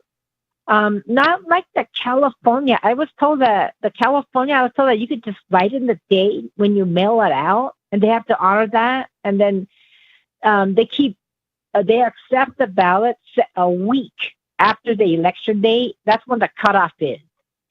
So if you drop it off a day before on election day, if it's postmarked, and I don't know, you could just write in the date, I was told, but they got a whole week. I wish that we have that here in New Mexico, but our ballot has to be put in the, There does seem to be Well, a it's strong not- correlation between how easy it is to vote by mail and how democratic the state is. What do you suppose that reason is for Well- that correlation? Well, since we are Democrats, we allow anybody to vote by mail. The other states, you have to be 75 or older, or you have to be prove that you're going to be out of town. You have to say that you're ill, you're immobile for requests. But actually, New Mexico has always been a Democratic state, from what I was told. It's the people that settled here. I think it's indigenous people, a lot of them. It has always been Democrats. So the Democrats let we make it easier for people to vote. So like you could register to vote, walk into any of our 30, like the building I was talking about, as it was like really impressive. At least all of my effort, I was doing phone banking until I got really wore out. I mean, I was on election day for Obama, and I mean, I just about killed myself doing these. And I was like, what did it amount to? At least we got that brand new building, county clerk, Alvarado Square. And our state, you walk in, you're being filmed. They have the picture of you. Well, your name, your birthday, your signature, they'll match it up with who you are. And if you are the first-time voter, they're going to ask your Social Security number if you're from out of state. So all that has to match up, but you do not have to have a physical photo ID or show Social Security card, because they will check you out. Well, I was just looking at how blue New Mexico is, and it looks like it voted for George W. Bush in 2004, his father in 1988, and Reagan in 1984. Being blue forever isn't the compliment that you think it is, Sarah. It basically says racist back in the day. Here's the thing. Hello? Yeah, I hear you. Okay. So, that 1 year that we voted for Trump, they found boxes of absentee ballots stolen and dumped in the Rio Grande. That was the year. So somebody was... New Mexico stealing voted for all Trump? the- I didn't Nope. realize. Did you mean to say Bush? No, I mean, by Bush. Oh, okay. Yeah, there was the 1 year, and that was the year they found absentee boxes dumped in the Rio Grande. And so somebody stole the election for that one. Well, Sarah, that's what the Republicans say when things don't go their way too, right? Well, I guess, but they actually had proof. The water ruined everything. They have no idea what county it was I've got from. video of boxes of ballots in New Hampshire being like the guy pulling the tape off, putting the tape back on, and fiddling with them, and them not being taken in the proper way that they were supposed to. And I could apply that and say that Ron Paul should have won New Hampshire, but it's just talk. And then there was 1 year that it's the elderly people that volunteer. They forgot where they put it. It was like, and they found it a month later. Like, we were looking for these 30 boxes of absentee ballot. What good does it do if you find it? Because the people that work for these poll people, they're retired, and then sometimes they forget. So, and another thing is that when the Bush was a Bush Jr. or Republicans won, back 20 years ago, we were hand counting the ballots. Could you imagine? There was 1 year that it's been 2 weeks. We're the only last state still counting the ballots, because we were counting it by hand. All the other states had machines, and they were counting up the totals as it came in daily. So I was like, it was a joke. This is New Mexico. We're still counting the ballots. And they finally got machines. And the absentee ballots, I was told that they open it up and they tally it up, feed it to the machine daily as it comes in, so that people can't steal it now. Well, I don't know. It wouldn't surprise me if New Mexico voted blue, and it wouldn't surprise me if there's been election fraud. I'm just at this point, I'm with Stalin on this one. It doesn't matter who votes; it matters who counts them. Thanks for the call, Sarah. Unfortunately, Kai, we only take one call a night, but you can call back in any other night. 603-283-6160 is the phone number to call to bring up whatever's on your mind. And at the beginning of the show, we started talking about Javier Milei and his radical plan for Argentina. I'm pretty interested in this because just last week it was announced that Peter Thiel, he retired, quote unquote, and moved to Argentina. And he's one of the heads of, the technocracy. And he moved to Argentina, and now we're hearing this about Javier Milei. He says, AI will free us. This is from The Telegraph. As Javier Milei swings his reform chainsaw through Argentina, his hope is that foreign investors and executives will flock to his freshly deregulated economy. But now the president is looking to lure a new breed of business to Argentina. Companies that don't have any executives or even any employees at all. The country's National Congress is wrestling with an overhaul of the 50-Year-Old Companies Act, aimed at attracting investors with a familiar array of tax breaks and foreign currency perks. But amid the bill's workaday menu of incentives lurks a proposal that is revolutionary even by Milei's radical standards. The president proposes to grant legal status to non-human corporations, businesses that are run entirely by AI. If fully automated, they might not have any human staff or shareholders whatsoever. Machine-run companies could own assets, hire employees, participate in international trade, sue you in court, and even donate to political campaigns, all without a single human's input or liability, Yuval Noah Harari, the historian, says. What do you guys think of this so far? What's the difference between some paper corporation in Delaware that's doing the same damn thing? What does that mean? Just like humans that own a paper corporation? If they want to sue you for whatever they want to sue you for, this is what corporations can do here in the United States. They can do all those things. I think it's always kind of dangerous, slippery slope business to be giving rights of humans to things that aren't humans. So if I own a corporation and I let AI make, and I let Grok make all the decisions within that corporation. But there would be no owner. That's what I'm confused about. Yeah, you'd be on the hook if you owned the corporation and you said, okay, I'm going to let Grok make all the decisions, and Grok kills 30 people. Well, we can still turn to you human being, and say, hey, man, you're on the hook for these 30 lives. We get that the computer did it, but it was still your decision to let the computer make the decision. Yeah, I think that's interesting because if a computer-controlled car runs over someone, then at the very least you can, of course, sue the insurance company, presuming there is one. You can sue the driver who isn't driving, and you can sue the auto manufacturer. But who do you sue if a corporation doesn't have an owner? Like, this is right. I don't know how you go to court against somebody who doesn't have something on the line. Right, because it's like the corporation AI things, they may have money and they don't want to lose their money, but they don't have a life, that they don't want to lose, or freedom that they don't want to lose. So it's like they've just been programmed. They've been programmed to make Redline go up, right? Amass wealth. Yeah, and that's just the programming into their AI. This is like something that is shattering my whole worldview of what the future is going to look like, in my opinion. More Free Talk Live coming up. 603-283-6160. Call in with whatever's on your mind. That's 603-283-6160. More Free Talk Live coming up. Don't go. This hour of Free Talk Live is brought to you by Dash Digital Cash. Dash is the cryptocurrency designed to be used for spending.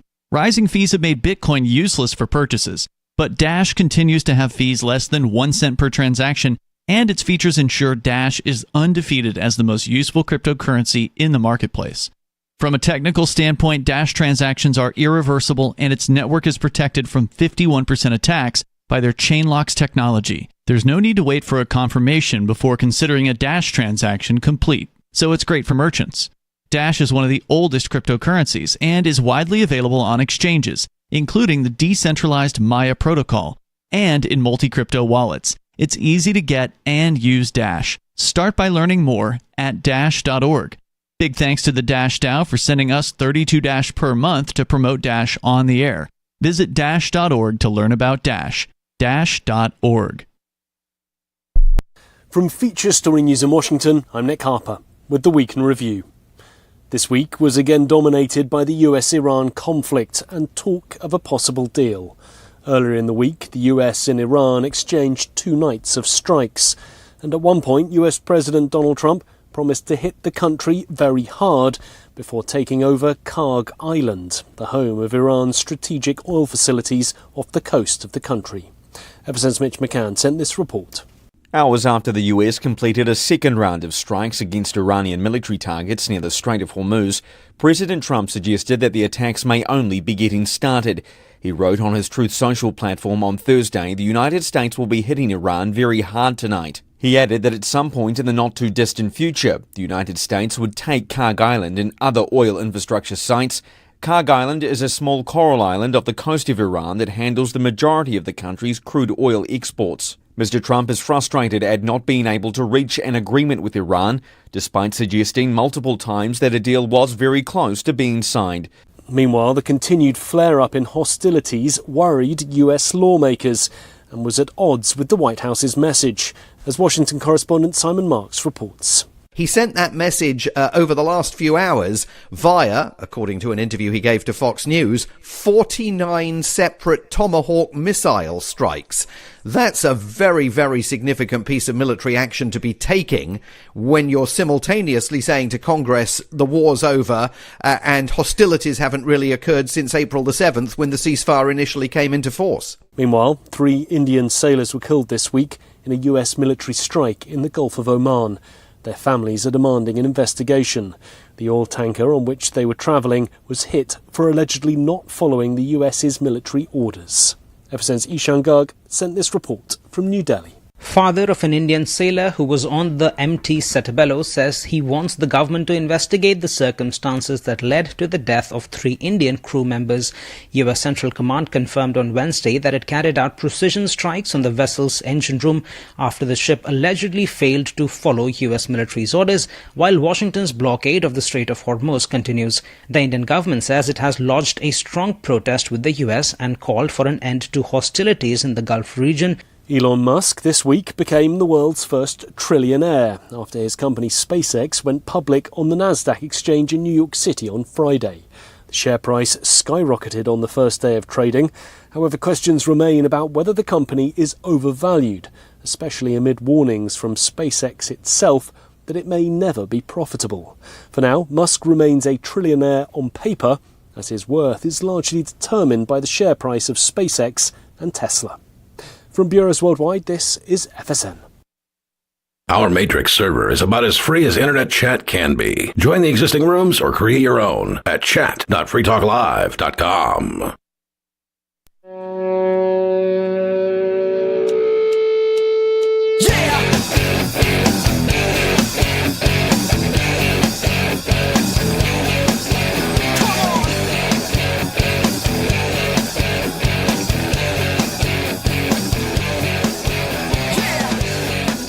It's Free Talk Live, talk radio that you control. 603-283-6160 is the phone number. That's 603-283-6160 to get in on the conversation with us. And Free Talk Live is brought to you by LibertyMinded.com. Official Free Talk Live gear, like t-shirts and hoodies, are available at LibertyMinded.com. Plus, you'll find a unique collection of cool and funny liberty-oriented clothing at LibertyMinded.com. That's LibertyMinded.com. And with you on Free Talk Live tonight, you've got me, Bonnie, Angelo, and Mark Edge. And before we go any further, I just want to remind everybody that I am working with Salt Lending. So if you've got some cryptocurrency and you want to access the value within that cryptocurrency without selling it, because I don't know about you, but I don't think now's a good time to sell. That's my own personal opinion. You've got to make your own decisions. But if you think now's not a good time to sell cryptocurrency, then come to me, give me an email, send me an email at salt@markedge.org. That's salt@markedge.org. I'll make sure you're well taken care of and that everything goes well. Salt@markedge.org. Okay, awesome.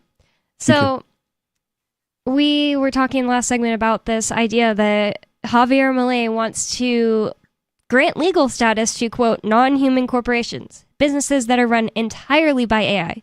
If fully automated, they might not have any human staff or shareholders whatsoever. I mean, I realized in the break that I might have misinterpreted that as like no owner at all, like no one to be sued, like what we had discussed.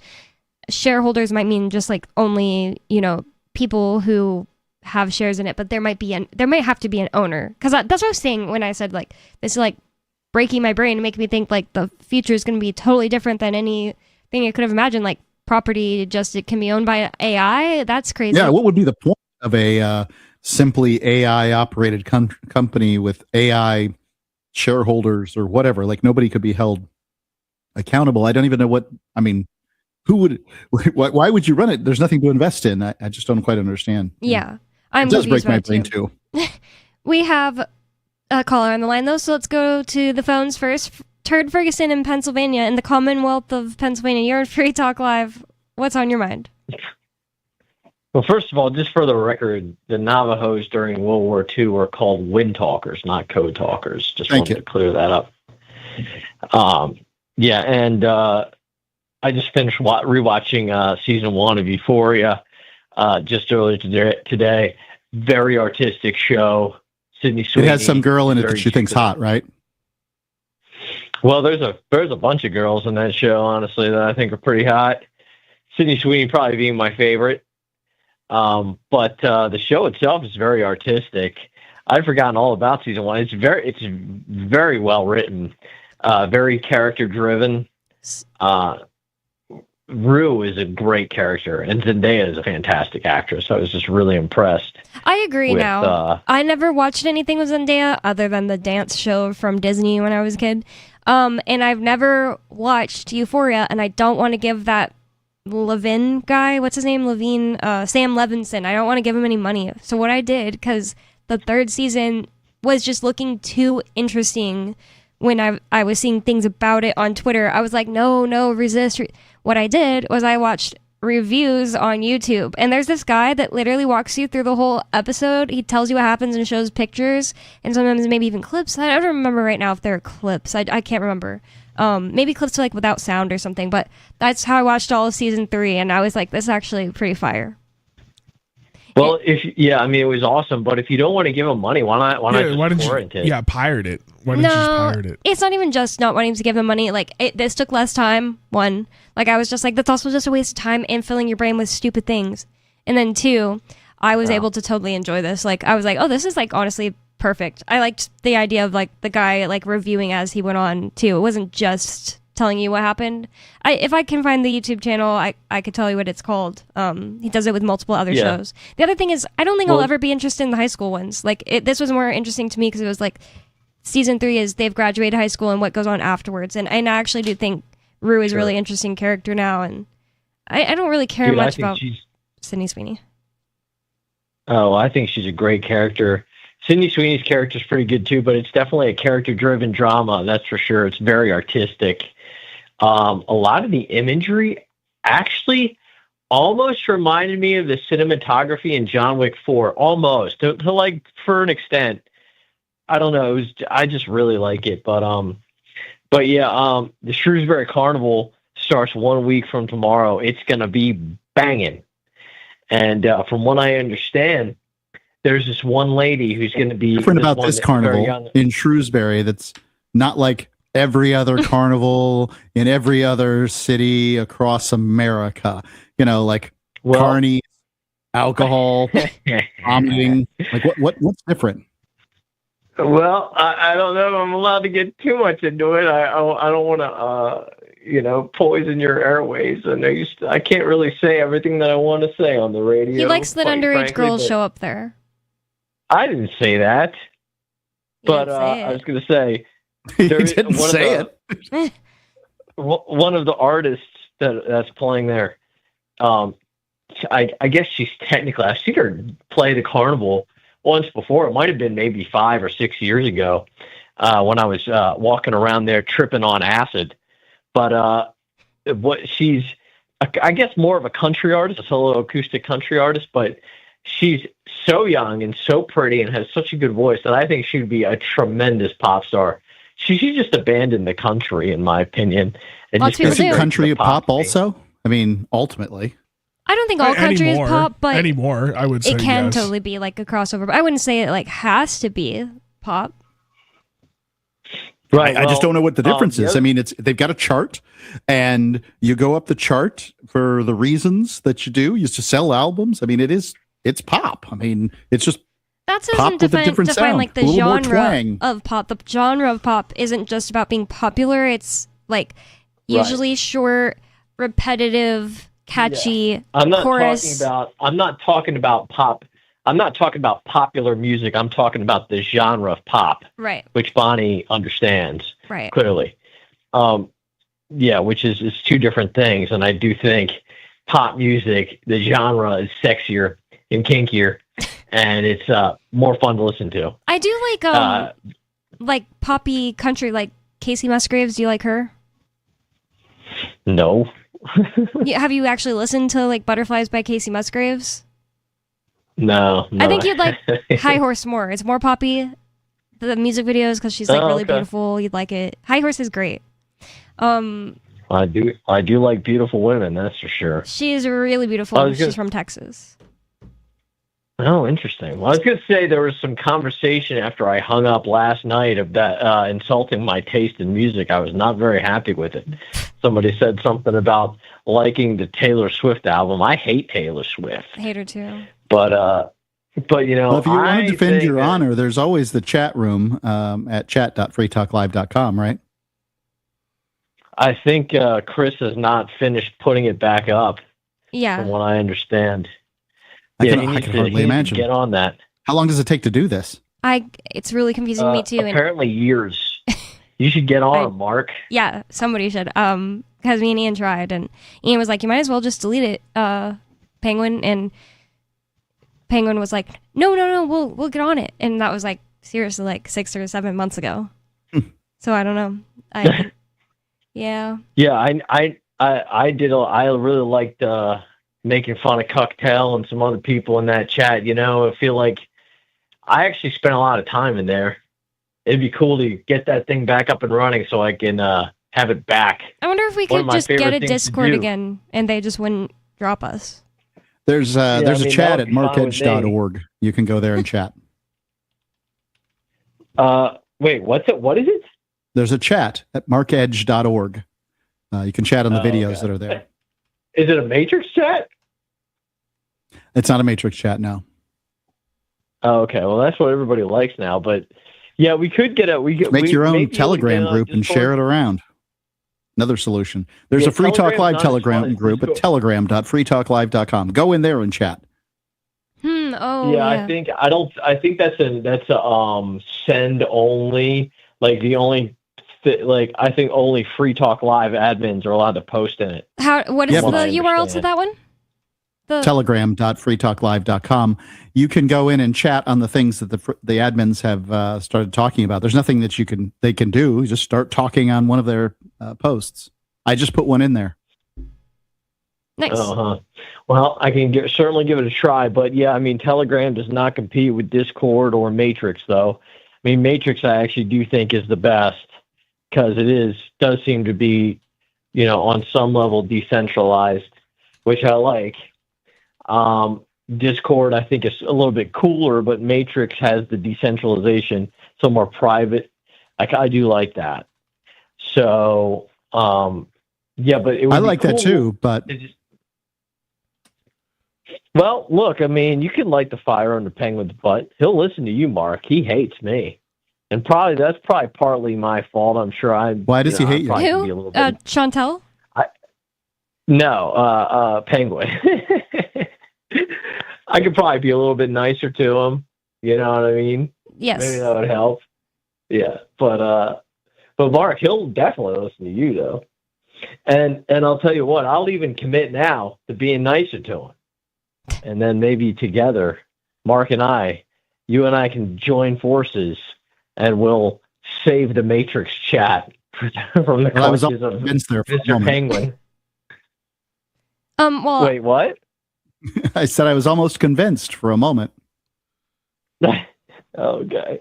If anybody actually thinks it sounds interesting, Worst time because everybody's going to go to Fork Fest next week.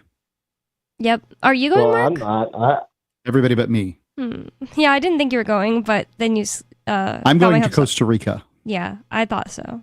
I'm going to come back with the ability to speak Spanish. You're going to have a hangover. Well, maybe not. Pretty basic. But you won't be naked. And if you are, I'll have people take pictures of you. Ew, it's gross, Mark.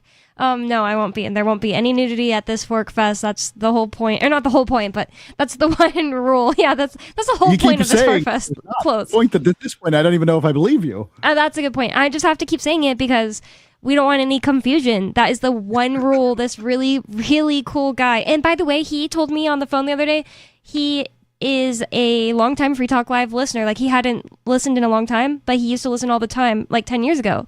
And when he realized that that was us, he was like, whoa, this is crazy. Like, he'd already agreed to host Fork Fest and everything before realizing Free Talk Live was involved.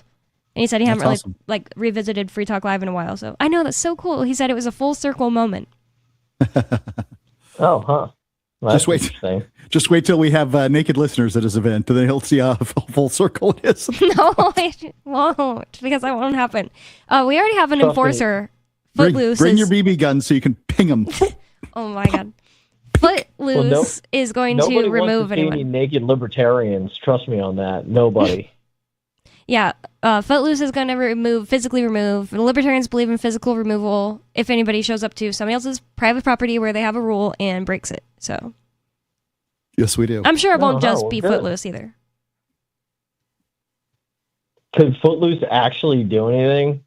I think so. I mean, I would assume a bunch of libertarians all have guns on them. No, that's what you would assume. If he goes and violates the non-aggression principle or whatever you guys bow down to. That is not breaking the non-aggression principle. If you are trespassing at that point, you can be physically removed. I guess. I don't know. I'm leaving. If I see some dude naked with nothing but a gun on, I'm probably just walking the other way. I'm not. That's like a can of worms. I'm not. It does look a lot like somebody else's problem. Yeah, dude, 100%. Naked guy, a big hairy naked guy with a gun. I'm out. I'm good. Ew. I'm good. I don't think there's any like big giant nudists anyway. They're all like these like skinny gay guys. And there's a bear in there somewhere. There's a bear in the woods. Well, I really hope the Matrix chat is put back up soon because I want to post pictures of my bathroom remodel in it. My bathroom remodel is finished, and I have officially the coolest bathroom in the entirety of the Commonwealth of Pennsylvania. And no woman to share it with. It's a real shame. Well, I wouldn't go that far, but look, definitely in Shrewsbury though. Wasn't a no, or wasn't denial. Wasn't a denial. Hey, look, you're just bringing back one gal after another. You're not sharing your life with somebody. You're just there's just somebody using your bathroom. That's all. Well, look. I mean, I wouldn't go that far, Mark. For the record, it wasn't done yet, but there was a young lady that you guys know lives up in New Hampshire that used my bathroom, and I actually got a compliment from her on my awesome shower. Kai? Specifically. Huh? Was it Kai, the caller? No. Oh, who was it? I don't know who that is. Okay, who was it? Was that the British lady? Yeah, the British lady. So who was it? Yeah, I'm not going to tell you. I can't do that. I'm not going to go doxing people on the air. Right. She complimented his shower, Bonnie. I didn't know if it was something that was like doxing level. Is that a euphemism? I thought maybe she just, used the bathroom. What a shower you have there. Oh, it's a good shower. Trust me. Is it like a rainfall? I designed it myself. Yeah, I got the rainfall. It uses the Moen Belfield for the rainfall, but it's not in the ceiling or anything gay like that. Isn't that the point of rainfall?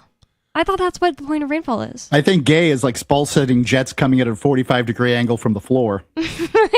Yeah, those are pretty gay too. I won't lie. That's real. But it's got everything's real. Everything, yeah. Body. Wow. And it's got the corner seat and the 4-function slide bar and the niche shelf, the recessed. What's the corner seat for? I thought that was just for people who are handicapped. scrub their feet. No, they're very stylish.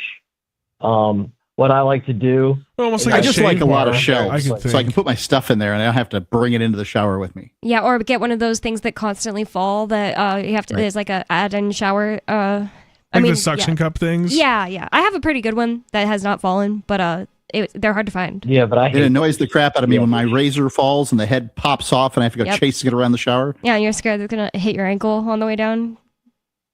Yeah, well, it's like you're reading my mind. Shaving, I got the shave bar in there too. It's pretty awesome. The footrest. What's the shave bar? You shave your legs? No, it's for the random New Hampshire women he has come over. Well, he said compliment his shower. I am never considering women being in this. I just assume there is not. So I was just assuming you rest your leg up there. No, he's got a pack of the dollar store razors. It's for the. I don't use and it for the a can of ladies. Barbasol and like a little push towards make sure you're shave before we do this. I do shave in the shower, but I shave my face, and it's a convenient way to do it. You don't have to worry about cleaning up the sink or anything afterwards. I know where all the parts are on my face. I've shaved it many, many thousands of times. So I have a mirror in the okay, wait, not for shaving my face, but I have a mirror in the bathroom because whenever I wash my hair, the part tries to do this crazy stuff and dry that way. So I have a mirror in the bathroom. You could have a mirror in the shower. It's like you have to put it under the water for 3 seconds on each side, and then it is acclimated to the temperature, and then it doesn't fog. Yeah, I used to have a mirror, but I mean, I just stop. If I had a beard, I would not be shaving my face without looking. That sounds so scary and dangerous. I only have half a beard. Sounds really scary. I feel like if you're going clean shave every day, you don't, and once you know where the razor will get caught, and you just wake up in the morning and once over real fast. It's not that. I don't even shave my legs without looking. I'm imagining literally chunking off my. It's the second laziest thing to do. The most lazy thing is what Rich Paul does, which is just not shave at all, and I don't know, grow stuff. Yours looks trimmed, I guess. I did trim it. I had a job interview. I had to. Got a haircut and a beard trim. I couldn't look like a psycho mountain man on a Zoom call. The mountain man look is the easiest thing to do. The second easiest thing to do is to shave your face. Now, trimming a beard and making it all coiffed and particular, that's a dandy there. That's somebody who's taken some time. Dandy. Yeah, I mean, I did it in a parking lot with a car window as a mirror, but I dandied it out. Right before walking in? No, it was a Zoom call, so right before the Zoom started. Well, yeah, still. Zoom call in the car. You know how it is. Nice. I can't give you I can't give you full marks for that one, I'm afraid. I mean, if you're mountain manning it 364 days out of the year, and one day you pull the car mirror up and the electric That's shaver. essentially what happened. Yeah, I mean that's a 1.1 or 1.01 of still on the lazy scale. I mean, nice. I don't have to shave my face, so that sounds like hell. I'm glad that's not something I have to think about. You shave more. So. Yeah, but still face. It's I feel like that is worse. It's if I don't feel like shaving my legs, I just wear pants, Anyways. If I don't feel like shaving, I by the end of the day, I've freaked out. I have to shave. Huh. Why do you always have a completely clean shaven look? Just preference? Well, I spent 8.5 years in prison for, as you know, for a crime that I would not claim to have committed.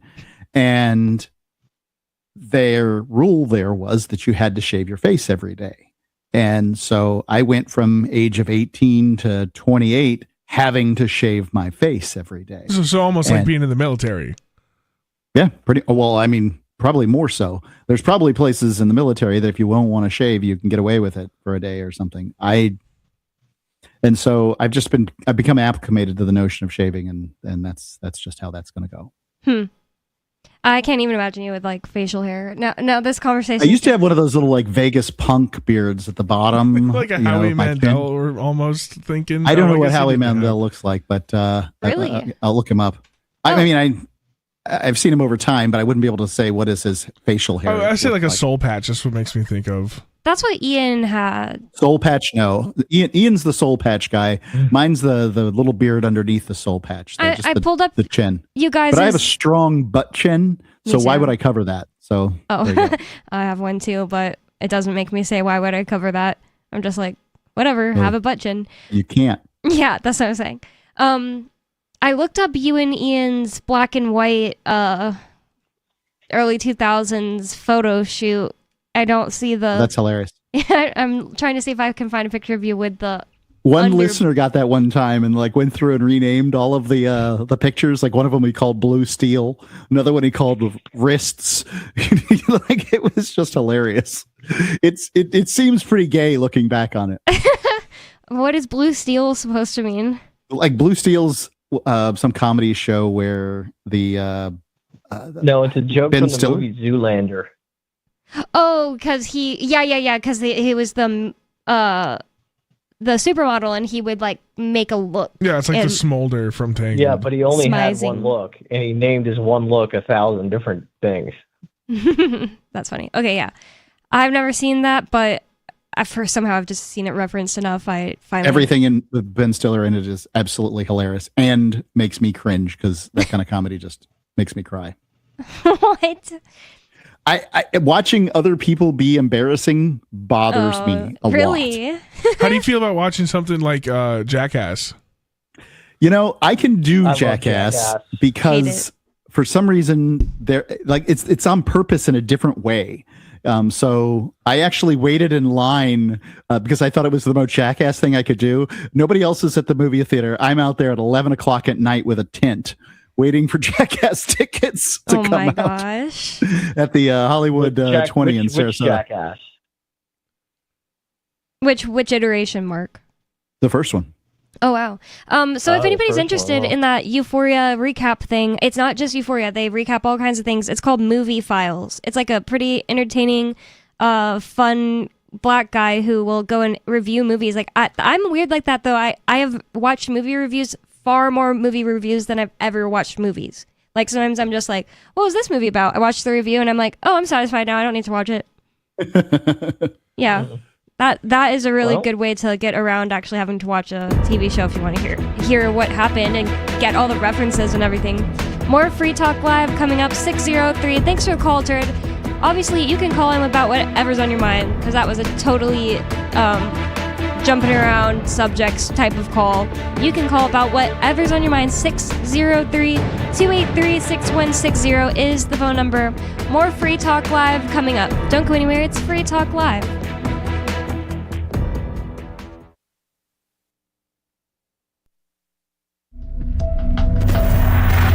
To help reduce you to a state of constant panic about a hypothetical doomsday scenario you have no ability to control, we now present The Onion Explains Nuclear Proliferation. The world's nuclear facilities are safeguarded by a bunch of really huge guys. We're talking absolutely jacked. With one of these muscle freaks stationed outside every missile silo and uranium processing plant worldwide, there's no way to get anywhere close to a nuclear complex without getting your ass beat. This nuclear facility in Siberia is rumored to be among the most secure in the world because they have like 6 of these and you can just forget about hijacking a nuclear submarine too, because all of them have these totally roided up dudes that'll just swim up to you and choke you out. This is the Onion News Network.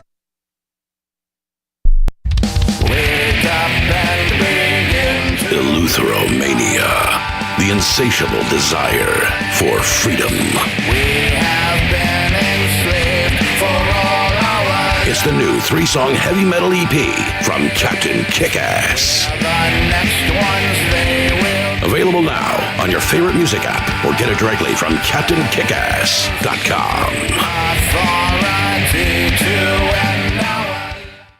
If you want to know the latest about Free Talk Live before we go on the air, all you need to decide is how you want it delivered. It's your choice. Visit news.freetalklive.com to receive our usually weekly news updates by email. Plus, we have a Twitter account at twitter.freetalklive.com, and you can follow us on the decentralized Mastodon platform at toot.freetalklive.com. So please follow us at toot.freetalklive.com and sign up for our emails at news.freetalklive.com. You're listening to the live edition of Free Talk Live. Hour number 3 is next after the news here on the Liberty Radio Network at LRN.FM. From Feature Story News in Washington, I'm Nick Harper with the Week in Review. This week was again dominated by the US-Iran conflict and talk of a possible deal. Earlier in the week, the US and Iran exchanged 2 nights of strikes, and at one point US President Donald Trump promised to hit the country very hard before taking over Karg Island, the home of Iran's strategic oil facilities off the coast of the country. FSN's Mitch McCann sent this report. Hours after the US completed a second round of strikes against Iranian military targets near the Strait of Hormuz, President Trump suggested that the attacks may only be getting started. He wrote on his Truth Social platform on Thursday, the United States will be hitting Iran very hard tonight. He added that at some point in the not-too-distant future, the United States would take Karg Island and other oil infrastructure sites. Karg Island is a small coral island off the coast of Iran that handles the majority of the country's crude oil exports. Mr. Trump is frustrated at not being able to reach an agreement with Iran, despite suggesting multiple times that a deal was very close to being signed. Meanwhile, the continued flare-up in hostilities worried US lawmakers and was at odds with the White House's message, as Washington correspondent Simon Marks reports. He sent that message over the last few hours via, according to an interview he gave to Fox News, 49 separate Tomahawk missile strikes. That's a very, very significant piece of military action to be taking when you're simultaneously saying to Congress the war's over and hostilities haven't really occurred since April the 7th when the ceasefire initially came into force. Meanwhile, 3 Indian sailors were killed this week in a US military strike in the Gulf of Oman. Their families are demanding an investigation. The oil tanker on which they were travelling was hit for allegedly not following the US's military orders. FSN's Ishan Garg sent this report from New Delhi. Father of an Indian sailor who was on the MT Setabelo says he wants the government to investigate the circumstances that led to the death of 3 Indian crew members.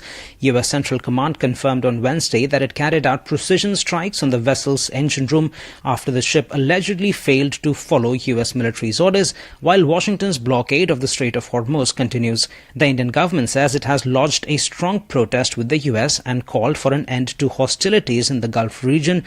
Elon Musk this week became the world's first trillionaire after his company SpaceX went public on the Nasdaq exchange in New York City on Friday. The share price skyrocketed on the first day of trading. However, questions remain about whether the company is overvalued, especially amid warnings from SpaceX itself that it may never be profitable. For now, Musk remains a trillionaire on paper, as his worth is largely determined by the share price of SpaceX and Tesla. From Bureaus Worldwide, this is FSN. This week, the FIFA World Cup kicked off with the opening match in Mexico City. It's the largest ever football tournament with a record 48 teams taking part across 3 host nations, Mexico, Canada and the United States. Security was tight ahead of the opening game amid problems over entry visas and thousands of unsold tickets due to high prices. FSN's Tony Waterman was in Mexico City with the fans.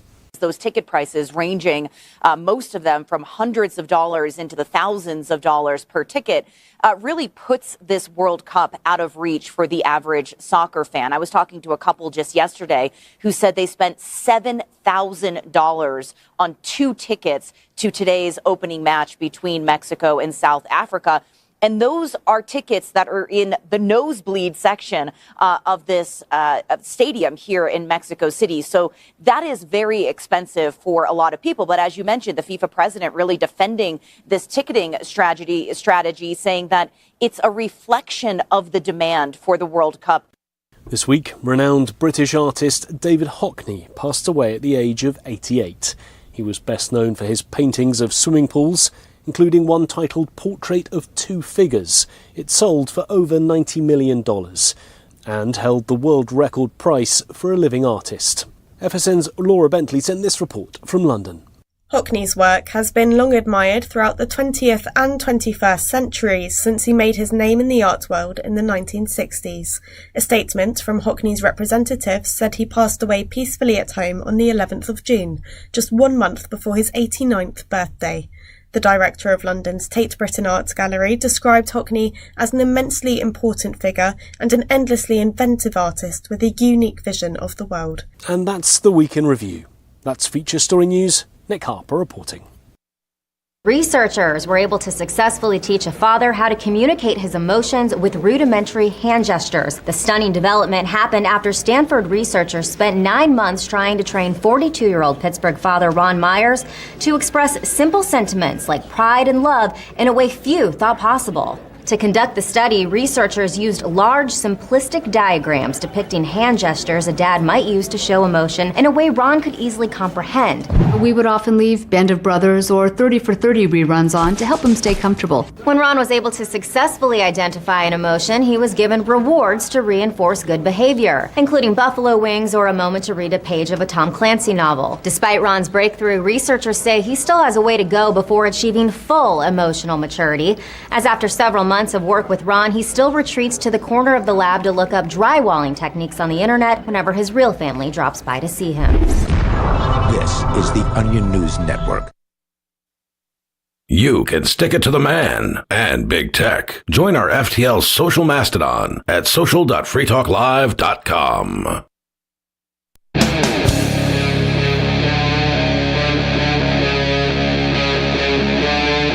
Free Talk Live.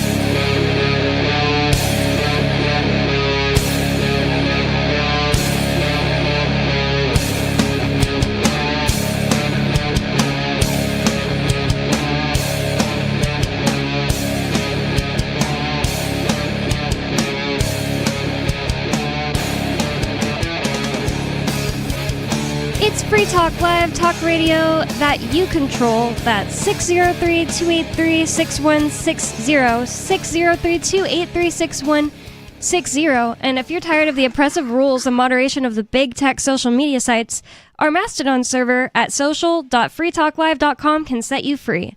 Mastodon is free, open source, decentralized, and federated. Multiple apps are available for iOS, Android, Windows, Mac, and Linux. Social.freetalklive.com. With you on Free Talk Live, you've got me, Bonnie, and I just walked upstairs, and I shouldn't be like this, like out of breath. Sorry. Angelo. Oh, sorry, I censored Mark. Go ahead, Mark. And Mark Edge remotely. And we have a caller already, so let's go to the phones. We have David from New Mexico. David, you're on Free Talk Live. What's on your mind? No, David from Minnesota. Just happened to be residing in New Mexico. Oh, my God. Well, okay. And, speaking of, oh, my God, you guys are going to have to change your name again. You got to get rid of that Free Talk Live name because you're not living up to it. Just because it wasn't live like last weekend? No, free, as in free talk, as in talking freely like I'm doing until Bonnie mutes me like she'll do here in about 10 seconds. Oh, my God. Yeah, because last week... Free Talk Live never meant you can just talk on and on and on and be boring for as long as you want. Like, you get to call in. It's up to you how... Like Bonnie? All right, sure. Like, make your own show then. That's a good one, too. What other host would let you zing one by him like that? Come on. Make my own show like you did, Bonnie? I didn't have to make my own show because my husband lets me be on it.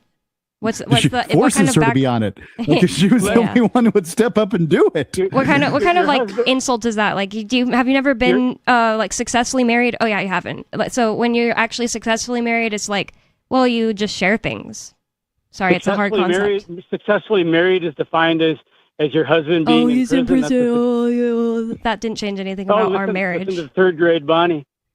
Because you're being the third grader. You're acting like... No, I was trying to call you out for like muting me like 2 seconds. Like this? Okay. Bye, David from New Mexico. Totally boring call when you're just calling to just like try to like get mad because you didn't get to talk enough some other time. Like, seriously? Like, you get to choose your quality of call. I'm not going to talk to you all freaking night when you're boring and like just so like loner. They have nothing to talk about because you don't really have a life. You know what I mean? Like, he literally talks to rats that live in his house. Well, I mean, I know a priest for those rats. What do you mean? Yeah, if they need a holy man, I know a rat priest that can help them out. What are you talking about? Reverend Ratspeed. Dude. Oh, that guy. Yeah, the actual holy rat. I never thought about the fact that since he's like openly, and it's not like a joke or anything, he's a furry, and his name is Reverend Ratspeed. Is he a furry? Is he a rat when he's a furry? I'm just assuming. Like to know. I'm just assuming, and he calls himself Reverend. That's to me is a holy rat. I don't know. I like rats in general as animals, and also as like a symbol. I don't think you've seen enough New York City rats. No. They don't have to be those ones. Besides, even just like as a symbol, even the New York City rat kind of encompasses what I'm talking about. Like, sneaky, survives, through things. You know what I mean? Yeah, but there's other... the Irish, there's an animal that can survive a lot of abuse. I think that rats are cooler in a way than like a human in that way, because they're... Cooler than the Irish? No, I'm saying than like just a human archetype. What about their archetype. dumb language? Oh my gosh. I'm sure animals have their own languages that we don't understand or anything. Apparently, whales, they have like names for each other and stuff like that. Yeah, exactly. In their whale language, they apparently have discovered that they use proper nouns or something like that and they do. Names. Yep. So, that's probably more gobbledygook than Gaelic, Mark. Look, I'm willing to let the whales keep their language. How's that? So what if they start putting it on their ocean interstate signs? Is it a waste of texting me for it? Then I won't be mad. So one thing. Let's talk about Elon Musk being a trillionaire, because it seems to have made a lot of people very angry. I didn't think about that at all. That's a good point. Yeah, it seems to just a number on a page, right? $1 trillion. Those dollars aren't worth a lot of money, compared to 15 years ago. That's a really good point. Sure, it says 1 trillion on the paper, but is he going to get $1 trillion worth of assets? That even makes what I mean? Like, he can't trade that in for. There's no 1-to-1 there. It's not even just that. It's like what you said. Like, it's worth less than it was like 50 years ago. So it's like it's almost like less impressive now that I'm really thinking about it. Like that. Like Selena Gomez, she's a billionaire. Well, it's like 80% of the dollars have been printed in the past 6 years. Like 80% of the dollars that have ever been in circulation. I don't know if it's 80 or 70. It's some insane number has been printed in the past 6 years. So, I mean, even just 6 years ago, having $1 trillion would be crazy. But now there's, I don't know how much more we've printed, but there's so much more in circulation. Like, everybody who's in the Free Talk Live studio right now has $10 trillion. I think it's right there up on the studio wall, right? It's not dollars. It's Somalian. Dollars. Is that what they called it? $10 trillion. And it's the Somalian currency, right? I think it's Zimbabwe. Oh, yeah. Zimbabwe. We've been trillionaires for way longer than Elon Musk. I don't know why this is such a big deal. Regardless of whether or not what year the dollars came from, Elon Musk gets to be called the first trillionaire, and I suppose that's fine. But what needs to be understood is, what is $1 trillion? It's not like he's Scrooge McDuck with a giant vault full of gold that he goes and bathes in or whatever. His money is held in stock that's a company, and the company is valued at a certain thing. So he doesn't have money, he has shares of businesses. Now, I'd say Elon Musk is a gift to humanity in so much as the value he has created over time. Has he made mistakes? Absolutely. I mean, everything that he's done hasn't made me happy, but nonetheless, he's done way more for everybody than, the vast majority of humanity will. And for those that say, let's take away 90% of his wealth and leave him with $1 billion or whatever that leaves him with, which is still way more money than a human should have, then, and let's give it to the poor, they are presuming that they know the perfect time in history to take somebody's money, which is obviously wrong. Because if you'd have just taken Elon Musk's money when he got out of PayPal and said, "Oh, time to tax him and rip his wealth away from him," and then give it to the poor, then he wouldn't have been able to create Tesla and SpaceX and all these other things, which have obviously done things for humanity. So I'm just against this idea of a wealth tax. It's just a bunch of socialists that don't understand economics saying they know what's best for humanity. And I'd say I would trade the world's poor for another Elon Musk. Yeah, that's true. I mean, the things that Elon Musk owns mostly are things that are products for other people to use and have jobs under, instead of like just, something that only benefits him anyway. People don't never consider those type of things. Like Starlink. Right. Like Starlink's helped so many people, especially people like in our, corner of things, like off-gridders and people who want to be connected but disconnected at the same time, you know? Yeah, that's true. Yep. And the average person who's mad about it. If you think about all these employees of SpaceX who have shares, I think it's 4,400 current and former employees have been made millionaires through stock options and equity and things like that. I mean, these are just normal folks. And I just wonder what the right amount of money to have that these, these envious socialists think is the right amount. Because I don't know. I mean, somebody's got to tell me what's the right amount of money for somebody to have. Because if you took all Elon Musk's money and you gave it to everybody on Earth, split it out evenly, you'd give them all $50. Well, big fat hairy deal. I can spend that at the grocery store on a steak. Yeah, and these people that are mad about Elon Musk and saying that, we should take away his money or some of his money, they would also settle for taking away the money of people who make like $100,000 a year. They would, because these people don't actually have any morals. They just are communists, and communists are essentially just jealous people who are also lazy. Yep, that's pretty much what it is. I don't know the proper name to describe these envious bastards, because the socialists will always tell you, well, those aren't socialists, and then go about saying the same things that those people say.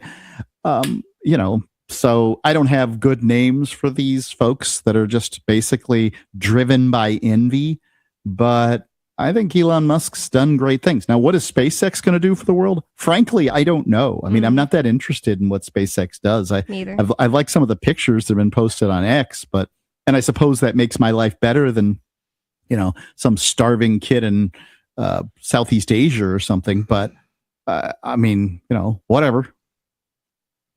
Okay. Yeah, I mean, it's rocket science. I don't follow. I'm not a rocket scientist. Cool. I think maybe the idea of moving people faster, just a logistics ability, like the ability to land rockets again multiple times, that I can see potential to revolutionize the world economy in a way, maybe to a point where we don't even need a Strait of Hormuz, right? We can just bypass whatever we're doing right now, which isn't working either.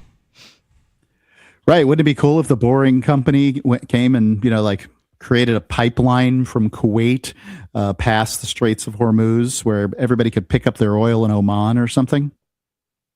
Yeah, just bypass the problem. Instead of, you having to use violence, right? We always resort to this, warlike state whenever it just feels human nature feels like once you amass so much power, your initial reaction isn't even to try to play ball with anybody. It's just smack it with a hammer as hard as you can and see if that fixed it. And if it didn't, oh well, we'll just throw money at it until it either goes away or I don't even know what the end game of this is, of this Ponzi scheme we've built. It's just to keep the same politicians getting elected. Once they get to a certain point in their career and their nonsense catches up to them, then they start a war to, make people not think about that. It looks like the Boring Company is actively drilling in Vegas, Nashville, Texas, and Dubai. For what? What does that mean? Well, different things. So in Las Vegas, ongoing expansion with multiple Prufrock tunnel boring machines. Is this one of Elon Musk's companies?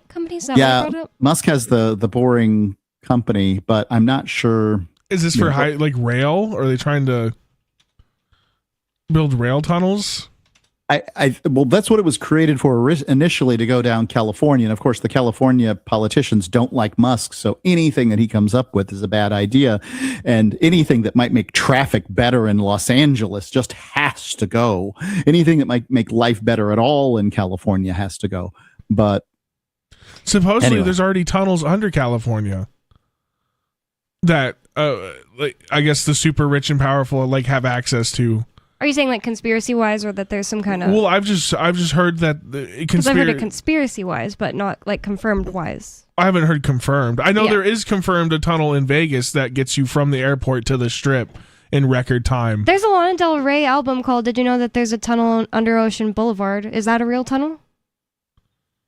Is that in Vegas? No. Oh, sorry. I thought we were talking about. Oh no, Los Angeles. I know the Los Angeles is a conspiracy theory, but I know for sure there is a tunnel in Vegas that you can take that gets you straight to the Strip from the airport for high rollers. They use it. Well, no one's ever mentioned it to me. I guess I don't bet enough. This says the one under Ocean Boulevard is the historic Jurgens Tunnel in Long Beach. Constructed in 1927, it connected the Jurgens Trust Building to the beachfront in the Pike Amusement Zone. That's so weird. It's a just 18-foot long pedestrian passageway. Okay, that's not the same thing. But when I Googled about the Boring Company, it says founded by Elon Musk in 2017. And they're always saying, Elon Musk doesn't found anything, he just buys companies. I don't really think that's that much of a flex. It's something Arya loves to say, and I'm just I just don't know. Not a flex, I meant to say it's not that much of a gotcha at him. I'm just okay, so you buy companies and run them and make money? What's so gotcha Rome about ruled the world by taking the good technologies from the people they conquered and implementing them themselves. And doing better at a lot of them, building on Well, it. they'd get beat first with the new technology, and they go, that's a good idea, we'll do that next time. And then they'll come back with and, what? The elephants. The elephants. Oh, okay. They came back with elephants? I don't think they ever got elephants, by the way. No. It's the one glaring defeat, though. Boy, did Hannibal bring it to their asses. Yeah. Well, no, but they invented a whole new kind of ship. Because of the elephants? Well, not because of the elephants, but because of the Carthaginian navy. It was I can't remember. It's not a trireme, but what it does is they couldn't beat them in naval combat, but the Romans were really good at land battles, so they would just run the ship onto the Carthaginian ship and they would clamp down on it. It had jaws at the front of the ship, and they would just clamp the Carthaginian ship and turn it into a land battle. Yeah, I was I know that you got it wrong. I just Googled it. It's Carthaginian. Carthaginian. Yeah. That's during the first, second, and third Punic Wars. Yeah, so I remember this one. It's basically a plank. It grabs the ship and then drops this plank down, and then the Roman soldiers run over and stab everybody. Yeah, and it worked wonderfully, but it's because they couldn't beat them on the open ocean. They had to turn it into a hand-to-hand combat thing. Wow. Doesn't matter how you win; it just matters that you do. Well, anyways, he founded this company in 2017, the Boring Company. It says it's an infrastructure and tunnel construction firm aimed at alleviating urban traffic congestion, which I would consider him a good person for doing that. Living in San Antonio is you feel like there's a good chance you're going to die every single day. And that's not even saying anything about places like Los Angeles or other places where you spend so much of your time in cars. What they could do for the interstate system, if you took basically one of the two lanes of one of these boring things, it does 1 mile per week. So you start it out now, and then X number of weeks, you can move stuff from, say, Washington, D.C. to New York City or wherever. You pick your ports and you can move it in between. And you just basically have trains that run down these tracks down these tunnels. And then I don't know what percentage of semi trucks are now off the road. Yeah, they're horrible. They kill people and they're so scary. Or how much freight could you take off of the current rail system and put it underground? Right. And then maybe invest in like a better commuter rail system above ground, right? Because trains are great and all over I haven't traveled, but I've seen the videos and read the tweets. Mark, isn't trains better in Europe? Aren't trains? Yeah, they're better in Europe, but I mean, ultimately the problem with trains is they go on the ground, and it'd be better if they went under the ground and they didn't have to stop in certain places. You could get them, faster. You could do the maglev. You wouldn't have to worry about people getting run over, because how long does each train get stopped as they run somebody over? And there's always some suicidal person or some drunk laying on the tracks. I saw one. Was it last night? Yeah, last night I saw some dude, at 9 o'clock at night, just playing on the train tracks, and that's going to go well for him. Wow. Yeah. The other thing about it is just like, I'm just wondering, how do we know, how would we be assured that if there is all these tunnels underneath us that we wouldn't start getting like Florida and like sinkholes? Well, it would depend on what was the type of, obviously tunneling companies are going to know more about this stuff than I'm going to know, but I wouldn't tunnel in Florida. Yeah, but I didn't mean just Florida specifically. I just meant like, how do we know we're not going to be like, all of a sudden you live in Kansas, now there's a tunnel under you? First of all, how do we know it's not going to be noisy? Sorry. Well, they're going to be way underground. In most of America, you can put a tunnel way underground and you'll never know that anything happened. And I would presume that 99% of the time it would be fine. But I do love to joke. Every once in a while, a Yankee will ask me, does your house in Florida have a basement? And I said, well, we don't call them basements in Florida. We call them indoor swimming pools. Because nothing, the water table's at 3 feet. Oh, I see. You can't have no basements. You have they're on stilts. Houses are on stilts out there, right? Yeah. So if oftentimes you do have a basement in Florida, it's where you park the car because you pull up underneath, and that's the best way to do it. That's like what you're talking about is a Key West style, and it's a great way to build in Florida. I wish my house and the house that I had in Florida previously had been built that way. Yeah, hurricanes got flooded, swamped it out. Yeah. Oh, did it get swept away like completely, or just swamped out? Just got filled full of mud. Ew. Oh, that's horrible. I didn't even consider it being like filled with mud specifically. That makes sense. Yeah, really silty mud that could make it through the cracks in the sliding glass doors. The sliding glass doors held. Whoa, that's crazy. Yeah, so I would be all for this. Okay, I'm not gonna say all for. I would be tentatively for these tunnels because I hate driving right next to a semi truck, and I could totally see that being something that like 50 years from now people are like, Grandma, you really just drove on the street with those giant like 6 to 18 wheelers right next to you going 85 miles an hour in Texas? Yeah, like every single day. It was normal to us back then. And, like, that'd be great. That would be great if that's not the case anymore, because that's like some of the scariest moments of my life has been on the highways. Aren't most like accident fatalities include a semi on the highway? I know there's not all wrecks, but like most like fatal wrecks involve in a tractor trailer 2024 5,340 people died in large truck crashes, down slightly from prior years, but up 30% over the last decade. About 70% of those killed were occupants of other vehicles, mostly cars, and 17% were the truck occupants. So there's about 30,000 people die every year. It looks like somewhere in the neighborhood of 15% of those people die in large truck crashes. Oh, that's not as high as I thought it was. Well, more Free Talk Live coming up. You can get your call in 603-283-6160 in the last segment of the show. That's 603-283-6160. More Free Talk Live coming up.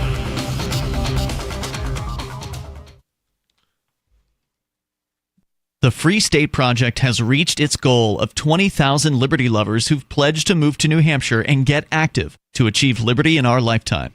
Perhaps you're trying to figure out what part of New Hampshire should be your destination.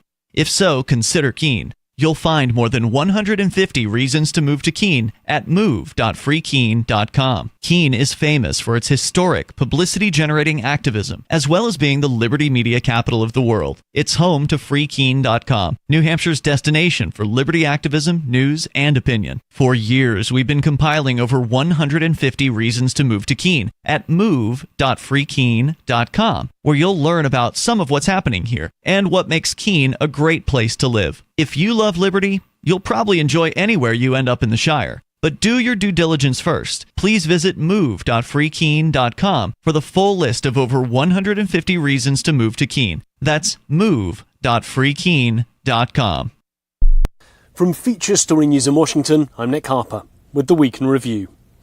This week was again dominated by the US-Iran conflict and talk of a possible deal.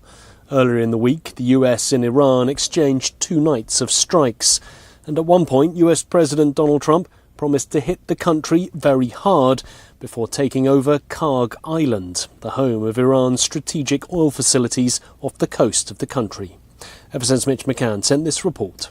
Hours after the US completed a second round of strikes against Iranian military targets near the Strait of Hormuz, President Trump suggested that the attacks may only be getting started. He wrote on his Truth Social platform on Thursday, the United States will be hitting Iran very hard tonight. He added that at some point in the not-too-distant future, the United States would take Karg Island and other oil infrastructure sites. Karg Island is a small coral island off the coast of Iran that handles the majority of the country's crude oil exports. Mr. Trump is frustrated at not being able to reach an agreement with Iran, despite suggesting multiple times that a deal was very close to being signed. Meanwhile, the continued flare-up in hostilities worried US lawmakers and was at odds with the White House's message, as Washington correspondent Simon Marks reports. He sent that message over the last few hours via, according to an interview he gave to Fox News, 49 separate Tomahawk missile strikes. That's a very, very significant piece of military action to be taking when you're simultaneously saying to Congress the war's over and hostilities haven't really occurred since April the 7th when the ceasefire initially came into force. Meanwhile, 3 Indian sailors were killed this week in a US military strike in the Gulf of Oman. Their families are demanding an investigation.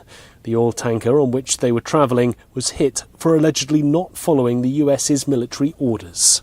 FSN's Ishan Garg sent this report from New Delhi. Father of an Indian sailor who was on the MT Setebello says he wants the government to investigate the circumstances that led to the death of 3 Indian crew members. US Central Command confirmed on Wednesday that it carried out precision strikes on the vessel's engine room after the ship allegedly failed to follow US military's orders, while Washington's blockade of the Strait of Hormuz continues. The Indian government says it has lodged a strong protest with the US and called for an end to hostilities in the Gulf region. Elon Musk this week became the world's first trillionaire after his company SpaceX went public on the Nasdaq exchange in New York City on Friday. The share price skyrocketed on the first day of trading. However, questions remain about whether the company is overvalued, especially amid warnings from SpaceX itself that it may never be profitable. For now, Musk remains a trillionaire on paper, as his worth is largely determined by the share price of SpaceX and Tesla.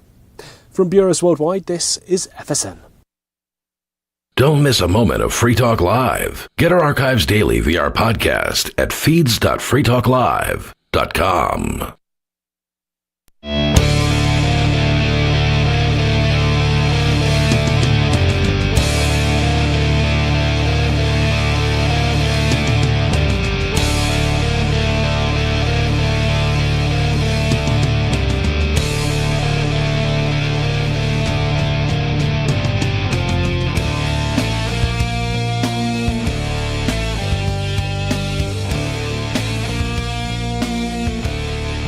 It's Free Talk Live, talk radio that you control, and 603-283-6160 is the phone number. That's 603-283-6160 to call in and bring up whatever is on your mind. You can change the subject.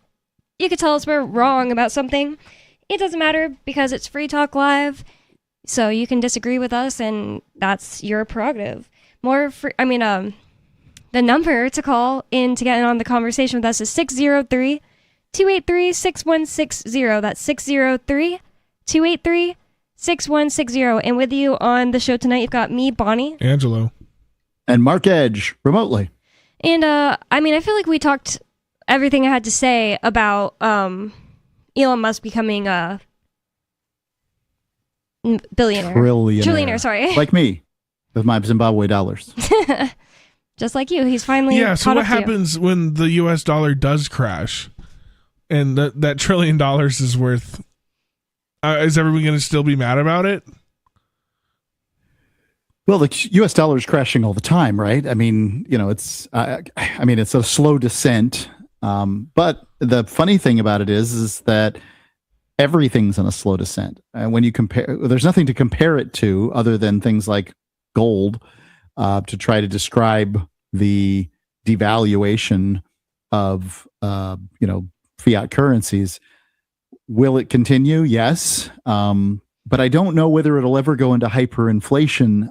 Libertarians have been looking for this hyperinflation in the US dollar for a long time. And I'm curious, something has to take its place.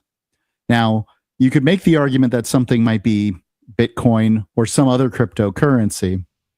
But if it isn't Bitcoin, I don't know which cryptocurrency it is. And it clearly isn't going to be gold, because gold's had every opportunity to come back and take its rightful place as the world reserve currency. It isn't going to be the EU, and certainly not the yuan. The euro, and not the yuan. I just don't know what it could be. No, well, yeah. Unless, the BRICS nations, I don't know what they're... Is that still a thing? I thought, is it not? Have they dissolved? I thought they were still...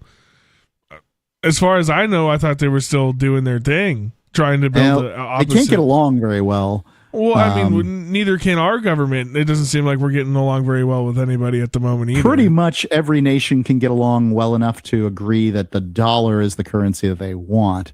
AI says, yes, BRICS is still very much going. This is Grok, and it has grown significantly. Its full members are 10 to 11 countries as of June 2026.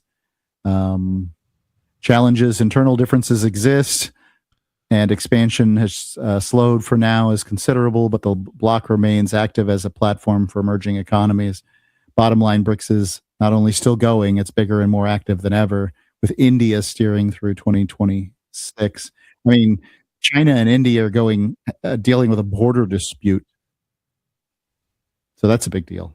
And Russia's involved in a full-scale war, and nobody likes them. We did not bring up that whole, or get into that whole thing about Chinese, what's it called? It's society. It's not F society, but it's like, basically means that, killing, sorry. So there's this group, and they're killing random people and also politicians in China. As part of this movement called it's like F society, but sorry, I can't remember. So there's some real heavy, I don't want to say anarchists, but that sounds, I don't know, anarchists a little bit.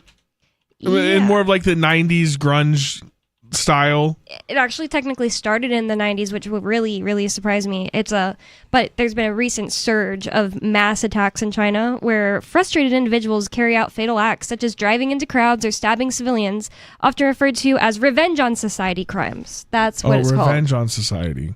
Many citizens expressed deep unhappiness and frustration towards the Chinese Communist Party for the economic hardships, censorship, and systemic pressures that fuel these violent outbursts. One thing that's really disgusting is a lot of times they target children because it hurts the CCP more. Yeah, because you've taken one of their workers away, a future worker. Like if they kill an old person, that's good for China because they basically don't have to take care of them. Yep, saves them money. It's really disgusting. I don't like that part at all. Yeah. I'm looking, and Grok does not want to say that this is happening. Whoa. And it makes me wonder who the hell owns Grok.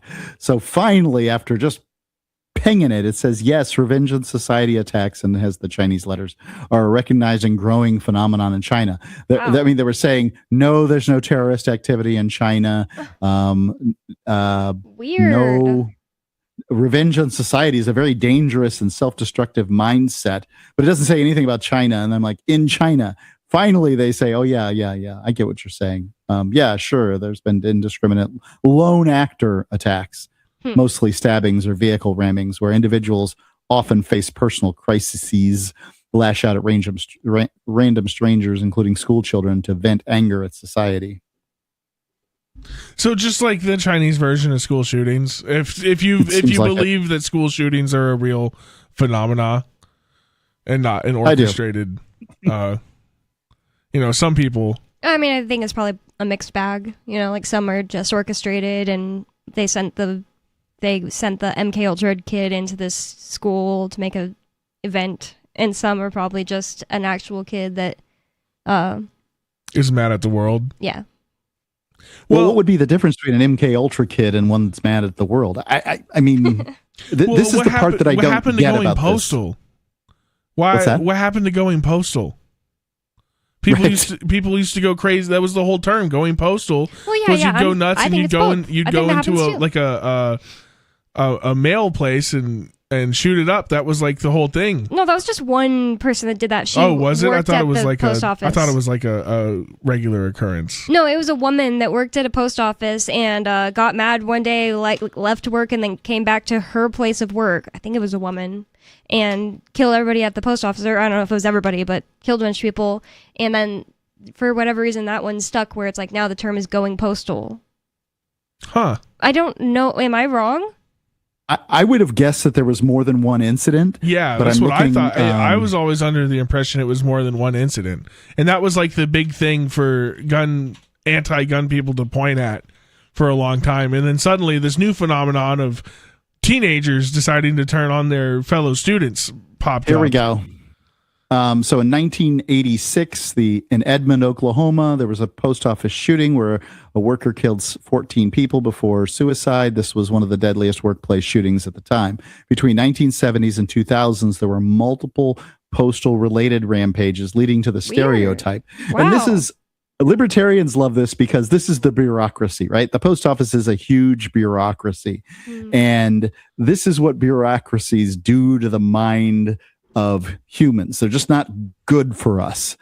And so, I mean, we would use these as examples, but it looks like, and then of course, workplace shootings, there's always some vendetta or another. And it makes sense if you're with a group of people, 40, 50 hours a week, they're going to create some vendettas, especially if they want to get rid of you for whatever reason. You're mad and revenge.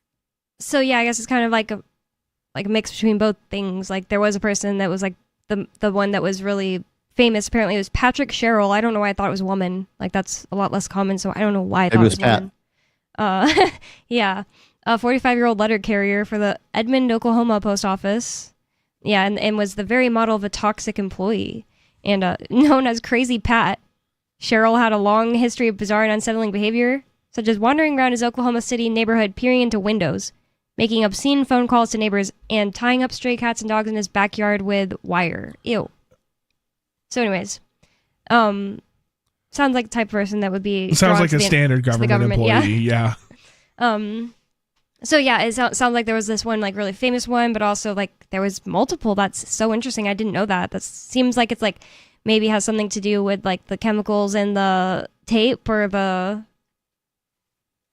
So has that tape now infested the schools?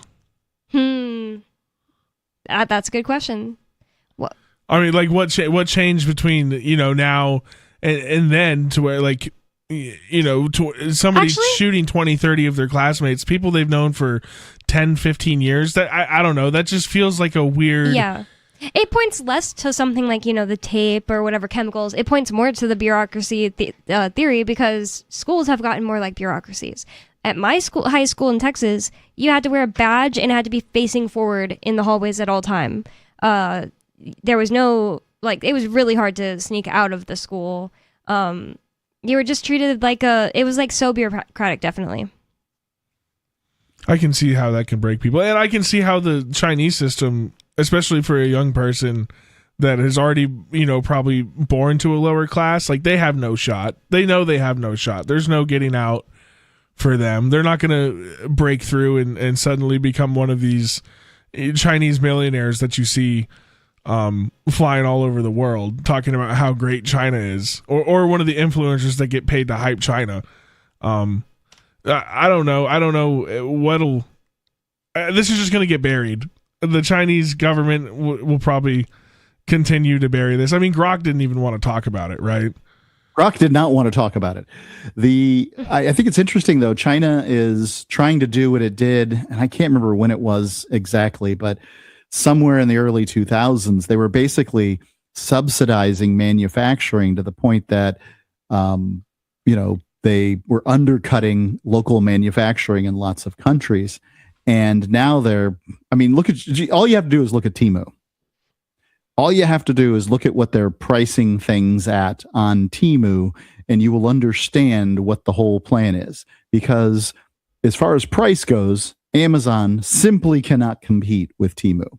Now, they can compete with returns and a variety of other things, better products. But when it comes to price, you just can't beat them. And that's because the Chinese government's subsidizing manufacturing in order to destroy manufacturing around the world. So they're the only ones. That it is a long game. It is a long game. And I feel like the Chinese government has been playing the long game for at least half a century, if not more, trying to finagle a way to become, like what Mark said, the capital of manufacturing, the only manufacturing. You won't have a choice but to get your things made by the CCP and their puppets corporations. Yeah, that would be what China would like. I don't know if that plan is going to work for them or not, but time will tell. They have a powerful economy, and they've managed to pull this kind of thing off in the past. And, there's a lot of China haters out there, and there's a lot of China lovers, and we will see. I am kind of on the hater side, personally. I'm honestly kind of ambivalent. It's like I don't like them. It's not I don't like their them. government at all. Just not as worried about. Oh, yeah. I meant government. Yeah. I didn't mean the people themselves. But I am a little ambivalent because it's like, why should I worry about another horrible government when the one that is closest to me is like just as bad? You know what I mean? That's kind of what I like. I mean, what has the Chinese government done to me? Not much compared to what the U.S. government has done. But I will admit, when I had the opportunity to go to China, I stayed on the train platform and I didn't go through the visa process because I was scared. Me too. I would not go there. I've talked too much crap about China over the years. And oh, okay. I just think it's scary in general. Like, I watched this video. I love this YouTuber named Ellie from Russia. And she went to China and she got kind of stranded there because they just don't accept so many different, you have to jump over all these hurdles to use the correct SIM card. So she lost phones and access to her money and plane tickets and things like that. So she was stranded in China for a while until she had to figure that out. And it took finding somebody that could help her get the right VPN to get around the China firewall thing, and it took days. And then she had lunch with some Russians that go to college in China that she's known from childhood or something, and so they were featured in the video. And she's she is really outspoken and seems literally really freedom loving for I don't know much about Russians. That's the thing. I learned about Russians through watching her video more than really anything else. I just wouldn't really think of them as freedom loving people. She seems like a personal for herself. She's freedom loving person. And she was asking these Russians who have been living in China, going to college in China, do you actually like it here? Because wow, it's so restrictive and I just don't like it here. And they looked literally scared, and they were yeah, we like it here. She was yeah, I saw a sign that said you can't even go onto the college campus. I wanted to walk around the college campus. It's you can't even go there without showing ID at checkpoints to get in. And they were like, yes, some people might think that is like controlling, but for us, it makes us feel safe to know that there's no one that can just wander onto our campus. Just things like that. Like, it's like they had to answer that way. Does that make sense? Yeah, that's the vibe I got. Like a coached answer. Yeah, like they were saying what they had to say to not get, like, in trouble. Well, I don't know if this is true, but stories go that if the Chinese send anybody anywhere, even if it's students for like a competition, like a math competition internationally, they send 3 of them and they have each one watch each other. So it's like you don't know which one's assigned to you. And the idea is that if you say anything bad about China, either one or both of your buddies are going to snitch on you. It's kind of like, it's that panopticon or surveillance that you don't even know if it exists. You just assume that it does. And it keeps these students in line when they travel internationally. Yeah, from what I've seen, many of these countries that are like that are afraid to talk smack about their government, even months after leaving, just for these very reasons. They've grown up being scared of talking, and we just don't know what that's like in the U.S. I mean, we talk smack about our governments constantly.